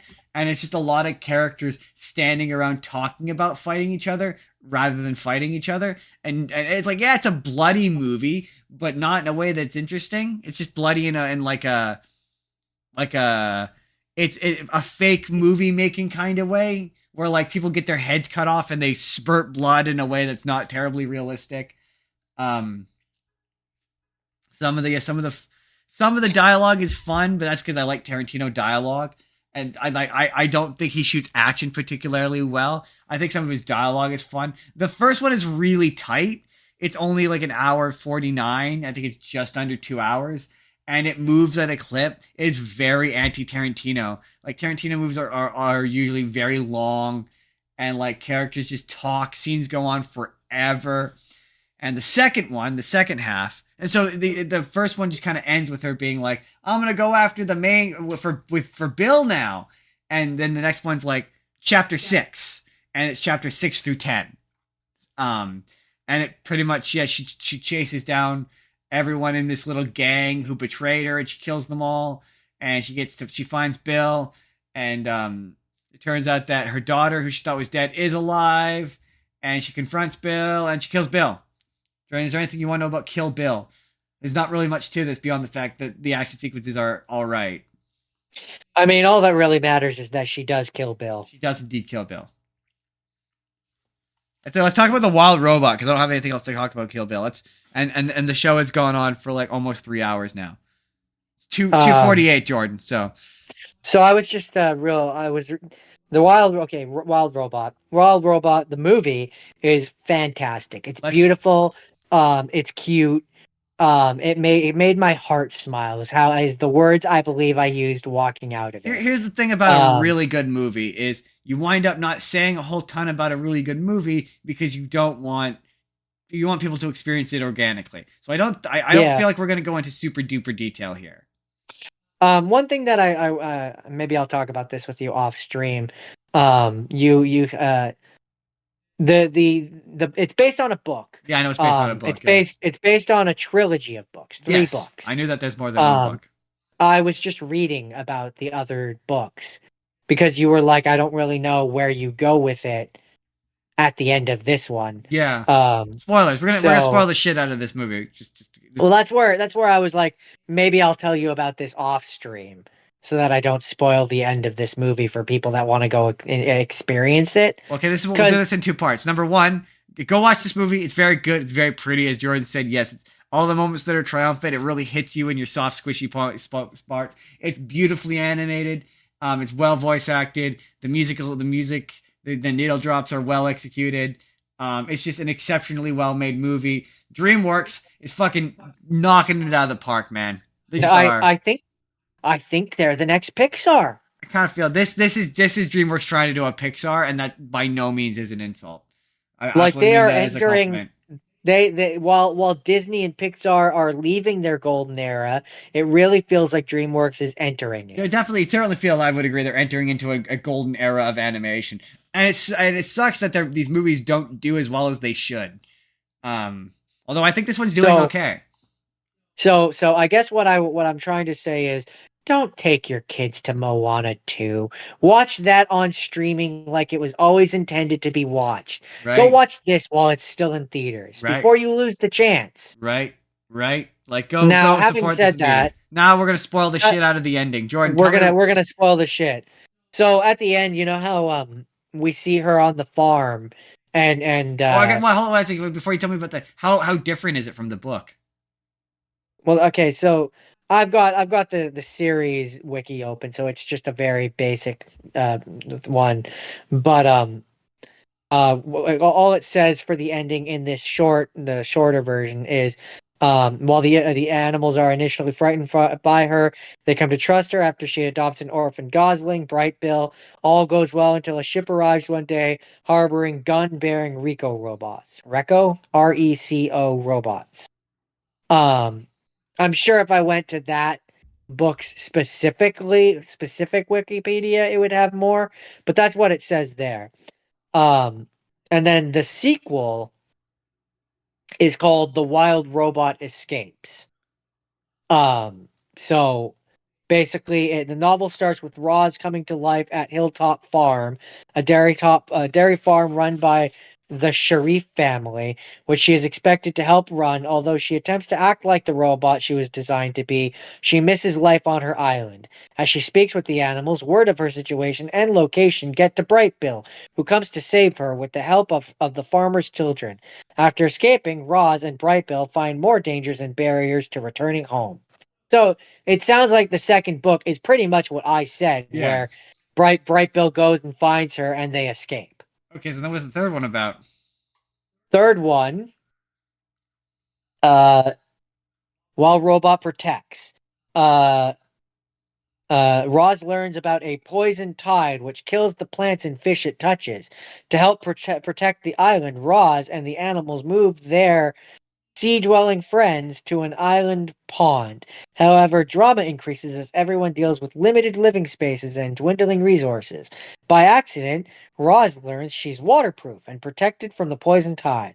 With this new information, she swims out to address the root cause of the problem. Huh. All right then. I mean, yeah, definitely a second one. I don't know about a third one, but I mean, certainly But a second one. I could see them making a second one, and if the second one does well, maybe a third one. Maybe a But third one. definitely, I see a second one. What's the box office numbers on this so far? Let's find out. On Wikipedia, it says that it had a budget of 78 million, and box office on Wikipedia it says 476 million. So it's doing well. What? Sorry. Are you there? Hold on. I want to see if I can find. Let me just see. Let me just see what else I see. Hold on. Why is it not? Don't. So yeah, the film visuals uses a watercolor aesthetic, which apparently was inspired by the Spider-Verse franchise and the works of Hayao Miyazaki, which I can see the Miyazaki influence. I can see. Oh, I can absolutely see the Miyazaki influence. Yeah, it reminds me. It's derivative of a few things. It reminds me of Wally. Ooh. I don't know how I like that. Apparently, it was the final film to be animated entirely in-house at DreamWorks, as the studio will begin relying heavily on outside vendors for future films. Ooh, don't love that. Don't love that. So yeah, right now it's according to Box Office Mojo, domestically it's made 142 million, internationally 178 million, worldwide 321 million. What's the budget? 78 million. So yeah, it's big success. God, yeah, I hope they Hollywood always learns the wrong lessons. But no, go support it. Go teach DreamWorks that they need to make more good movies like this. Yeah, they're like, it's got Pedro Pascal as Fink, the Red Fox, and I love the Fox. I thought he was a very cute character. They're all cute characters. Yeah, they're all cute. It made my heart happy, which not very many things do these days. It warmed the cold cockles of my heart. Yeah, I mean, I was waiting for something the entire movie. I was waiting for something to happen that was going to be a real bummer. I'm like, this is feeling like a Pixar movie, and I'm not crying yet. Also, the scene where the Peregrine Falcon is teaching the gosling, the goose rather, how to fly is epic. Right? Like, love it. I love There's so much in this movie to watch. Like, I will be happy when this. I will be happy when this comes to streaming and I can watch it again. Yeah, I'm excited to watch it again. That's for sure. It's fun. I want to see more. I'm trying to think if there's anything. Seriously, go watch it. Go support it in theaters. Interesting. Apparently, Sanders. I guess I think Sanders is the director. Took inspiration from classic Disney animated movies and the works of Hayao Miyazaki. Yeah, which is what created the style that the movie came out in. He considered Bambi, My Neighbor Totoro as the biggest influences. I could see that. And he wanted Roz's design to be iconic and memorable, and one that would take its place among fiction's most famous robots, taking inspiration from C-3PO, R2-D2 from Star Wars, and Robbie the Robot from Forbidden Planet. Oh yeah, I could see that. I'm trying to think, Jordan. Is there anything else I have to say about the Wild Robot? Huh, interesting. Apparently, you can already rent the Wild Robot on digital streaming as of October 15th. Oh, neat. It's going to be released on Blu-ray and DVD on December 3rd. So those who didn't watch it in the theater, go buy it. George, do you have anything else you want to say about the Wild Robot? I cannot sing its praises enough. Very good movie. Good movie. Take your kids. Those are probably, of the things I watched this week, probably my favorite. I think it's my favorite. I thoroughly enjoyed it. It was really good. I had a good time. But Jordan, very cute. Unless you have anything else you want to say about anything else we talked about today, because we're pushing 3 hours. I'm gonna force you to watch Sex and the City too. I hate you so much. With that. Next week, everybody. Next week. I didn't cut a promo for this week's show, but next week, Jordan, guess what? Next week, I think as of this Tuesday, we will have been doing this bit for 1 year. For 1 year. For 1 year.